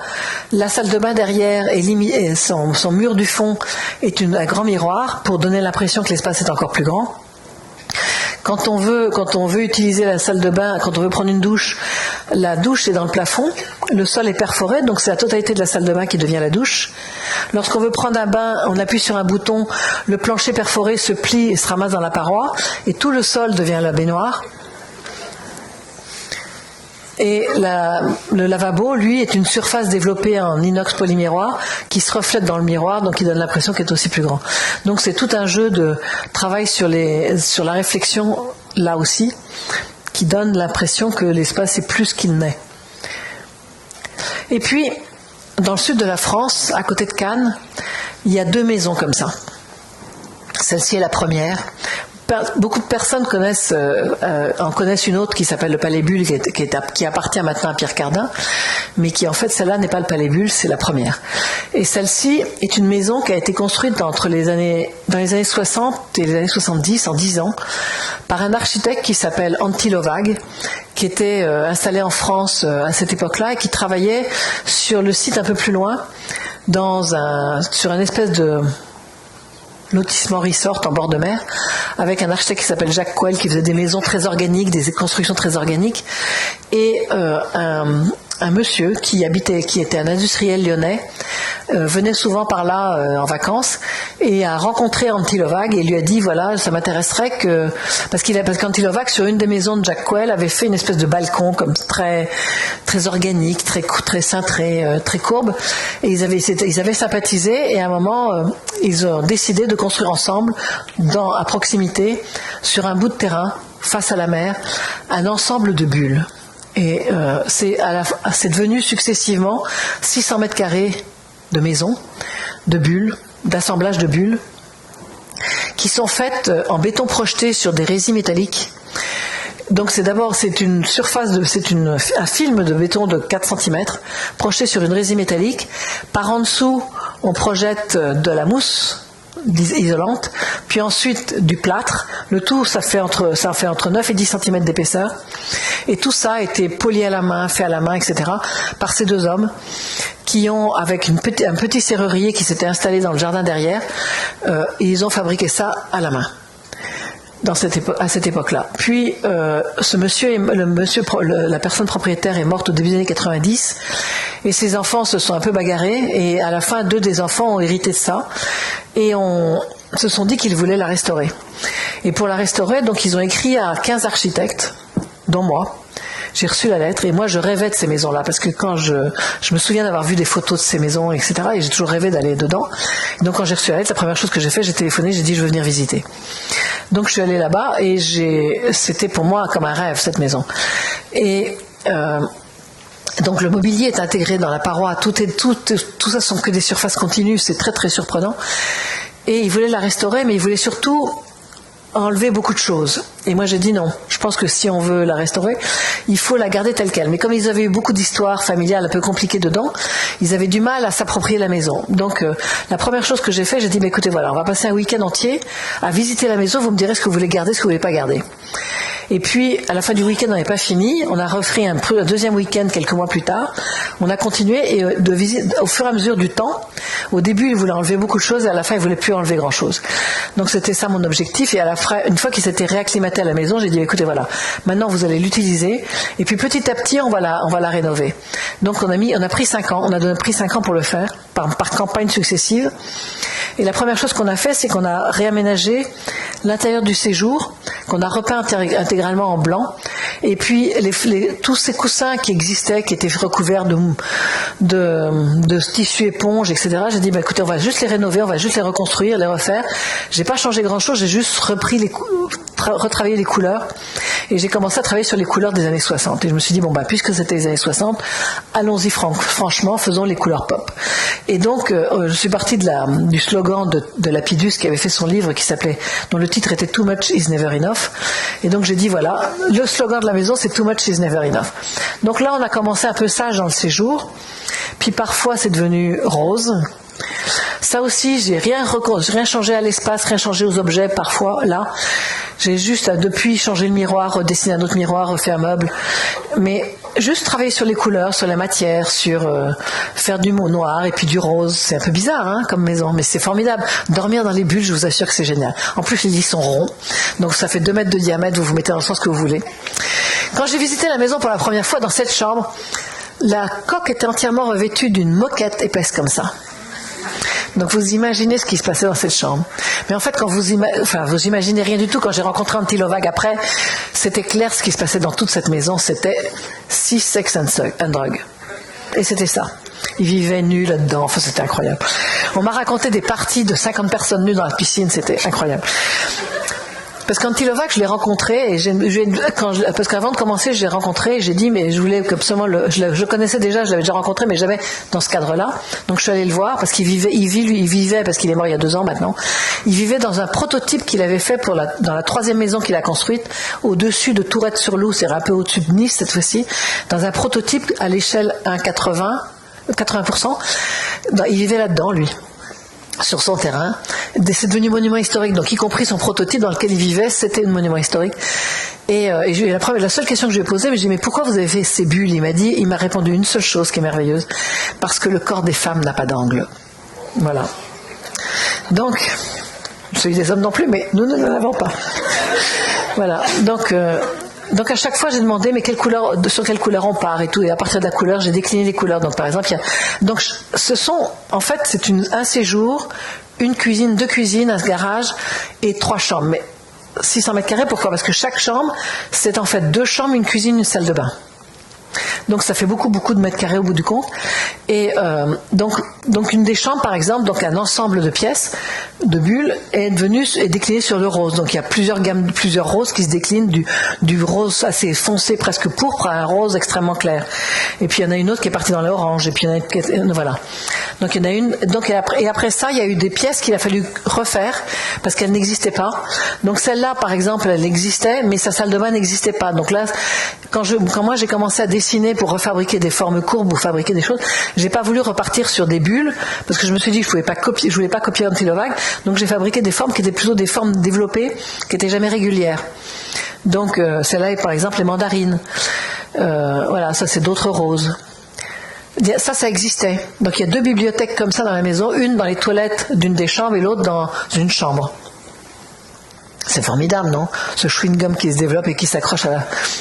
Je trouve ça génial. Moi. Le couloir, qui est un lieu entre deux. Donc, pour l'instant, j'ai pas dessiné grand-chose, j'ai pas refait beaucoup d'espace, mais j'en ai quand même fait quelques-uns. Puis la dernière chambre que j'ai faite, elle n'était pas du tout finie. Là, j'ai décidé, puisque c'est la dernière campagne de travaux qu'on avait fait, j'ai dit, ben voilà, j'ai plus d'idées pour les couleurs, on va mettre toutes les couleurs à la fois. Donc dans celle-là, on a toutes les couleurs dans la maison, c'est-à-dire 13 couleurs, qui vont du jaune au vert, à l'orange, au rose, au rouge. Et tout est mis les uns à côté des autres et ça marche. Ça s'assemble. Ça peut fonctionner ensemble. C'est un peu extrême, je l'avoue. Je reconnais. Parfois très extrême. Mais ça fonctionne. Et je vous assure que c'est agréable.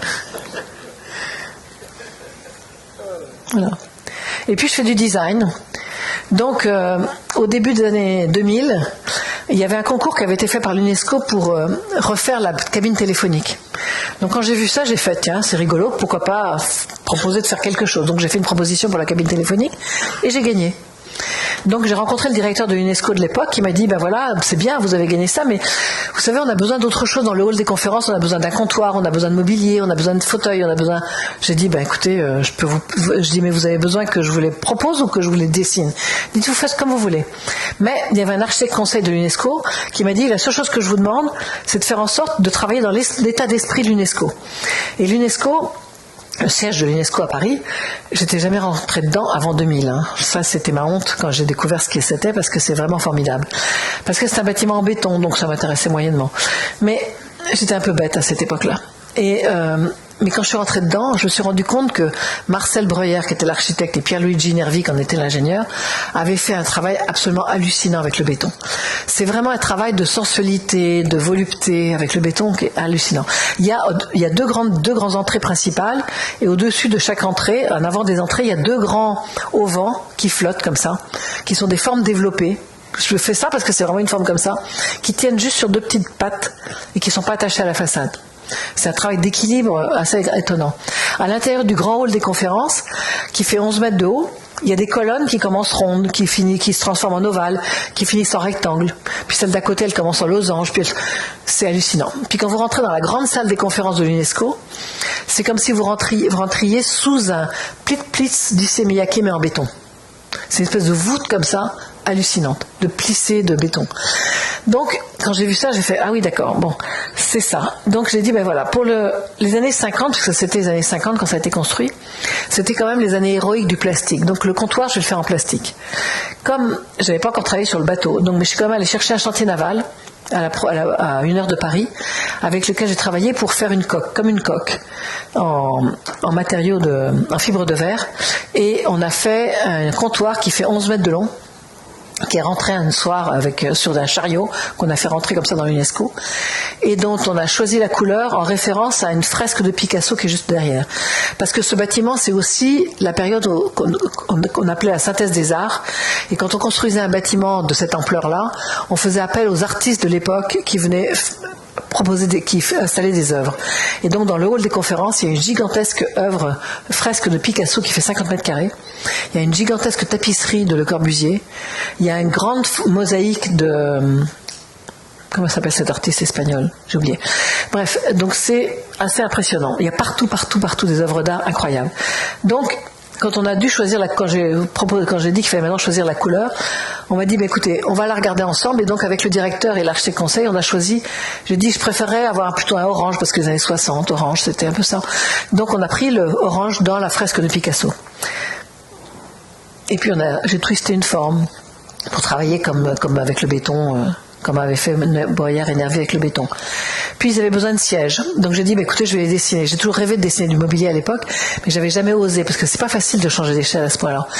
Et puis je me suis souvenu de Pierre Paulin, le designer français, qui avait fait à cette époque-là ce qu'il appelait le snack, qui était un serpent, qui était une espèce de grande banquette articulée qui s'installait, que souvent les grands musées ou les grands halls de banque ou je sais pas quoi installaient, parce que c'était quelque chose qui permettait de sinuer et s'installer comme on voulait. Je me suis dit, ça, personne n'a encore retravaillé là-dessus, mais moi je veux faire un fauteuil, je veux pas faire une banquette. Donc je me suis dit, je vais faire un snack avec des fauteuils. Donc j'ai d'abord fait une chauffeuse avec juste une assise et un dos, puis un confident en faisant tourner le dossier pour faire en sorte qu'on puisse s'asseoir de part et d'autre, puis une méridienne sur laquelle on peut s'allonger avec l'assise et le dos qui sont réunis. On a choisi la couleur du cuir en référence à une des couleurs dans la tapisserie de Le Corbusier. Et puis si vous regardez attentivement les côtés sont tous les mêmes, parce que vous pouvez après ça les mettre côte à côte et commencer à fabriquer le snack comme vous voulez. Donc il y a 40 fauteuils, et les 40 fauteuils vous pouvez les assembler comme vous voulez dans l'espace. Puis vous avez besoin de tables, donc j'ai proposé de faire une table en plastique dont la structure est mise en dessous avec le pli qui est dans le pli, qui fait 3 mètres de long, qui fait 70 cm de large et qui est posée juste sur 4 petites pattes. Et il y avait besoin d'une corbeille à papier, donc j'ai fait plisser l'aluminium et après ça le polir pour brouiller la piste du plissé, la forme du plissé. Puis pareil pour le cendrier que maintenant ils n'utilisent plus puisque c'est interdit de fumer. Et puis une galerie à Paris m'a demandé de lui faire un meuble de rangement. Donc j'ai proposé juste une boîte d'1,50 m de long en aluminium qu'on peut ouvrir en faisant glisser une partie ou en soulevant l'autre partie. Et à l'intérieur, c'est tout rouge. Et un journaliste, un jour, a parlé de ce bâtiment en disant que c'est le lit de Dracula. Donc moi, j'aime bien que ce soit le lit de Dracula. Pourquoi pas. Et puis pour le macro, on avait dessiné cette lampe, qui est à partir d'un javelot, qui sont les lampes qu'on a mises sur la terrasse. Et puis Alessi, un jour, est venue me voir et m'a demandé de faire un plateau. Et j'ai dit, ah bon, moi qui ai toujours rêvé pour travailler pour Alessi, il me demande de faire un plateau. Qu'est-ce que je vais faire comme plateau? Donc je me suis dit, finalement, les plateaux, ils sont rectangulaires, carrés ou ronds. Carré ou rond, je ne sais pas quoi faire avec ça. Rectangulaire, je peux peut-être jouer. Donc j'ai pris 2 rectangles et puis je les ai fait bouger l'un par rapport à l'autre en surface. Et pour brouiller un peu, pareil, la lisibilité de la forme. Et on a l'impression, quand on le regarde comme ça de loin, qu'il n'est pas plan. Mais il est parfaitement plan. Et en fait, c'est le fait que les côtés ne soient pas réguliers, parce que quand j'ai fait bouger les 2 rectangles l'un par rapport à l'autre, évidemment, le pli en remontant n'est pas régulier. Mais en même temps, comme j'ai expliqué à Alessi, c'est que un plateau, traditionnellement, on prend au milieu comme ça, puis on l'apporte droit. Le mien, on ne peut pas le prendre, il faut le prendre comme ça. Donc, du coup, on l'apporte comme ça. C'est plus aimable. Voilà, c'est une explication. Pour justifier pourquoi j'avais fait comme ça, en fait, parce qu'on me demande des explications toujours. Et puis, ils m'ont demandé un panier à fruits, donc j'ai pris un truc qui faisait sortir les fruits, une espèce de twist. Et puis, il y a 2 ans, Luce Plan est revenu vers moi et m'a demandé de leur dessiner une suspension, une grande suspension pour mettre au-dessus des tables. Et donc je suis repartie de mon pétale et que j'ai transformé pour en faire une autre lampe et surtout pour en faire une lampe dans laquelle l'éclairage sera indirect. Donc en fait on a une suspension qui n'envoie pas la lumière complètement directe mais qui n'envoie qu'une lumière diffuse avec un disque en dessous, et c'est pour ça que je l'ai appelé Soleil Noir, parce que toute la lumière est au-dessus du disque et on utilise la sous-face de la forme comme diffuseur en dessous.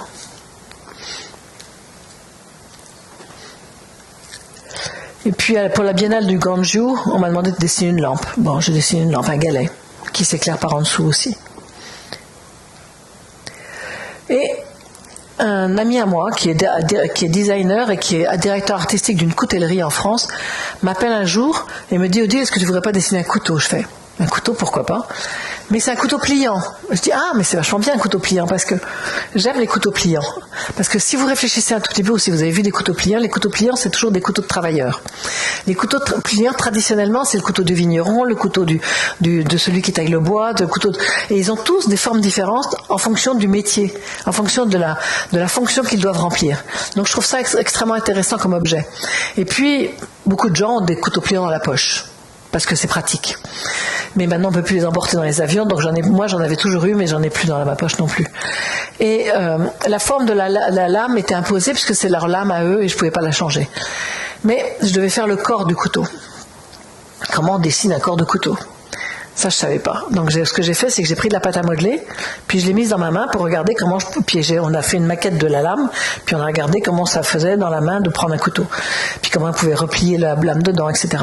Puis après ça, une fois que j'ai trouvé que la forme était confortable, je l'ai passée à toutes les mains de l'agence, puis j'ai dit, voilà, est-ce que tout le monde est confortable avec cette forme ? Et j'ai apporté la maquette au designer qui m'a dit, t'as fait une maquette pour un couteau ? Je fais, je ne sais pas dessiner un couteau, donc j'ai apporté une maquette. Et c'est un couteau qui vaut extrêmement cher parce que il est fait avec un corian spécial et il est fait avec une machine à 6 axes, donc c'est très compliqué à faire. Mais bon, même alors qu'avec ma pâte à modeler, ça marchait très bien. Donc il s'appelle Le Noir. Et puis la galerie dont j'ai parlé au début, la galerie qui est à côté de chez moi à Paris, a un chien. Et quand j'ai rénové la galerie, évidemment, il vit avec son chien en permanence. Donc son chien devait venir tous les jours à la galerie. Mais pour rester tranquille, il était dans un panier. Et les paniers à chiens, c'est assez laid. Donc j'ai dit non, pas de panier à chien normal dans la galerie. Donc j'ai dit, on va dessiner le panier du chien. Donc je suis allée voir Victor, parce que le chien s'appelle Victor. Et donc on l'a mesuré, on a regardé la taille qu'il faisait, debout, assis, couché. Puis après ça, on a fait un moule d'aluminium, on a fait une coque en aluminium moulée, et on a fait faire un matelas qu'on a fait coudre par quelqu'un à Paris, un petit matelas noir pour Victor. Mais je dois vous annoncer que Victor est mort cette semaine, donc je suis très triste parce qu'il était très vieux, le pauvre chien. Et puis quand j'ai fait ça, après j'ai dit au galeriste, mais maintenant qu'on a fait un panier à chien, on pourrait faire de la souris à l'homme. Et donc il y a 3 ans, j'ai fait pour les souris. Donc c'est un petit objet grand comme ça. Si vous voulez avoir des souris chez vous, il faut avoir un panier pour les souris. Une maison pour les souris. Voilà. Et puis une école d'architecture. Voilà, ça c'est mon école. Que j'ai installé dans un ancien morceau, une partie de l'ancienne marché-gare de Lyon, que la ville m'a vendu pas trop cher, et que j'ai rénové et qu'on a installé dedans. Voilà, donc c'est une nouvelle école d'architecture à moi, ce qui est un peu particulier de dire ça comme ça, dans laquelle on a pris le temps de réfléchir à ce que c'est que l'enseignement de l'architecture, non pas aujourd'hui mais pour demain, puisque les étudiants qui sont là sont des étudiants qui seront dans l'architecture, qui pratiqueront l'architecture demain, donc qui nécessitent d'être adaptés au monde de demain, parce que, comme je dis toujours aux étudiants et à mes étudiants aussi, c'est que je suis assez jalouse des étudiants d'aujourd'hui, moi, parce que moi quand je suis née, dans le XXe siècle, comme quelques personnes dans cette salle, on a eu la chance d'avoir une époque qui bougeait, qui avançait, dont on disait toujours qu'elle était en progrès, qui progressait, qui se transformait. Et quand on était jeune, la chose qu'on avait à faire, nous, c'était pousser. On poussait parce qu'on voulait aller plus vite. On poussait devant nous et on poussait ce qui est en train de se faire. Mais à la fin du XXe siècle, beaucoup de choses ont été cassées. L'économie a été cassée, l'industrie a changé, avec le digital, avec le numérique, beaucoup de choses changent, etc. Donc le monde est chamboulé et on ne sait pas trop ce que va devenir le monde. Mais la chance des étudiants d'aujourd'hui, c'est que vous êtes dans le 21e, vous allez être les gens qui allont pratiquer l'architecture dans le 21e siècle. Donc c'est votre siècle à vous, c'est le 21e. C'est pas le 20e, c'est le 21e. Donc comme c'est un siècle nouveau, puisqu'il vient de commencer, c'est à vous de l'inventer, c'est à vous de le construire et c'est à vous de le créer. Et ça, c'est un projet formidable.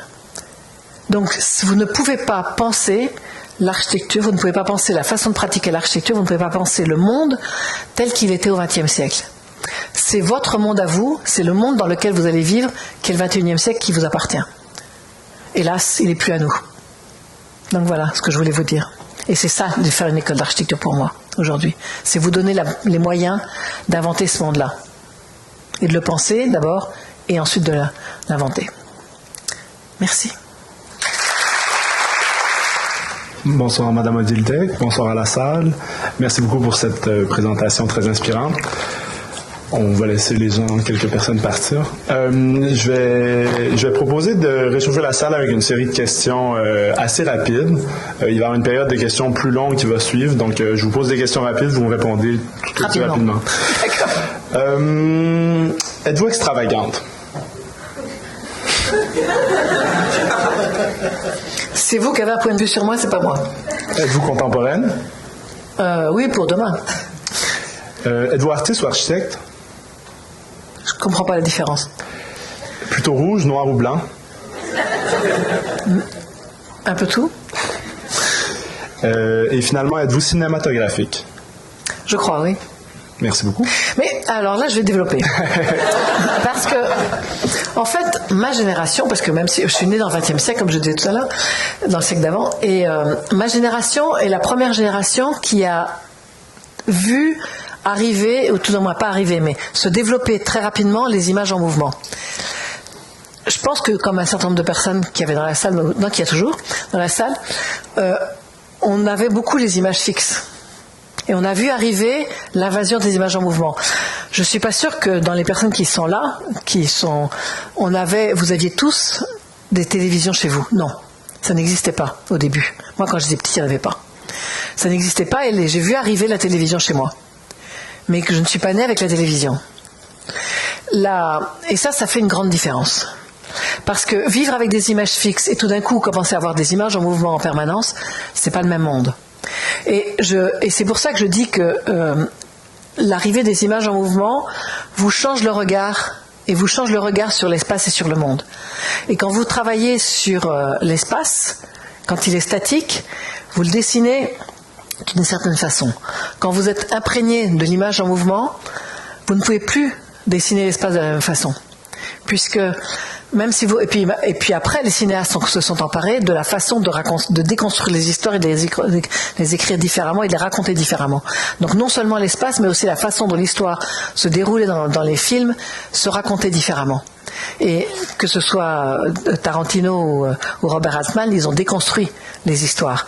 Et du coup, on se dit que si on regarde ça et qu'on regarde par rapport à l'image en mouvement, et qu'on fait une liaison entre les deux, ça c'était vraiment ce à quoi je réfléchissais moi dans les années 90, beaucoup, on se rend compte qu'on pourrait penser l'architecture différemment et penser le passage d'un espace dans un autre, ou la fabrication, ou le dessin même de l'espace de façon différente. Donc c'est pour ça que, oui, le cinématographe, ça m'a beaucoup intéressé. Oui. Avant de passer le micro à la salle, je vais faire un petit clin d'œil où est-ce qu'on s'en va. Parler un peu de la culture de l'architecture. Vous proposez un monde de l'architecture qui envahit une série d'autres domaines, une série d'autres échelles. Mais à l'inverse... Mais qui est envahi aussi. Exactement. À l'inverse, le domaine de l'architecture se fait envahir par une série d'experts. Mais il se fait pas envahir, il a toujours été envahi. C'est un peu... Ouais. Bon. C'est un début de réponse. Parce que la question était plutôt... si vous dites que ça a toujours été le cas, comment vous avez réussi pendant votre carrière à continuer à vous amuser avec une série d'experts comme ça qui peut-être vous retiennent un peu? Comment je m'amuse? Comment réussissez-vous à vous amuser? Quelles sont vos propositions pour qu'une génération comme la nôtre réussisse à s'amuser aussi? Parce que vous vous amusez pas, vous? C'est incroyable. Vous voulez des conseils pour vous amuser, mais j'hallucine. Que moi, une vieille... Non, mais j'hallucine. C'est moi qui dois vous donner des conseils pour vous amuser. Non, non. D'abord, il faut être libre. Et la liberté, ça se conquiert. C'est pas donné, ça se conquiert. Mais ça se gagne aussi. Donc, il faut prendre des risques. On disait ça cet après-midi. Il faut prendre des risques. C'est-à-dire qu'il faut accepter que tout ne soit pas gagnant à tous les coups, que parfois, on ne mange pas tous les jours, que la vie soit dure, mais si c'était pas dur, ça serait pas rigolo. Donc on s'amuse aussi parce que la vie n'est pas si facile. Parce que quand elle est pas facile, on a à cœur qu'elle devienne plus facile, donc on se bat. Et donc je pense que, moi je pense que l'architecture est une, enfin j'ai déjà dit cet après-midi, mais vous n'étiez pas tous là cet après-midi. Donc, l'architecture, c'est une passion, c'est quelque chose qui fabrique votre vie, qui construit votre vie et qui ne vous lâche pas. Et donc c'est une passion dominante. Et donc, comme je dis toujours, c'est très difficile pour les autres de vivre avec vous, parce que vous avez déjà une passion. Et votre passion, celle-là, vous la lâchez pas. En même temps, on s'amuse parce que je déteste me répéter. Donc, je ne supporterai pas d'avoir à me répéter. Ce qui m'intéresse, c'est de faire quelque chose que j'ai pas encore fait. Et ça, c'est amusant. Parce que c'est amusant d'aller chercher, c'est amusant de partir à l'aventure, c'est amusant de partir découvrir des choses qu'on ne connaît pas. Tout ça, c'est amusant. Donc, être curieux, partir à l'aventure et découvrir. C'est avec ça qu'on s'amuse, non? Oui? S'il n'y a pas d'autres questions, je vais vous inviter à aller prendre le vin à l'entrée de l'auditorium ou à l'entrée du musée. Merci beaucoup. Je suis débranchée, là? Non, je ne suis pas encore débranchée.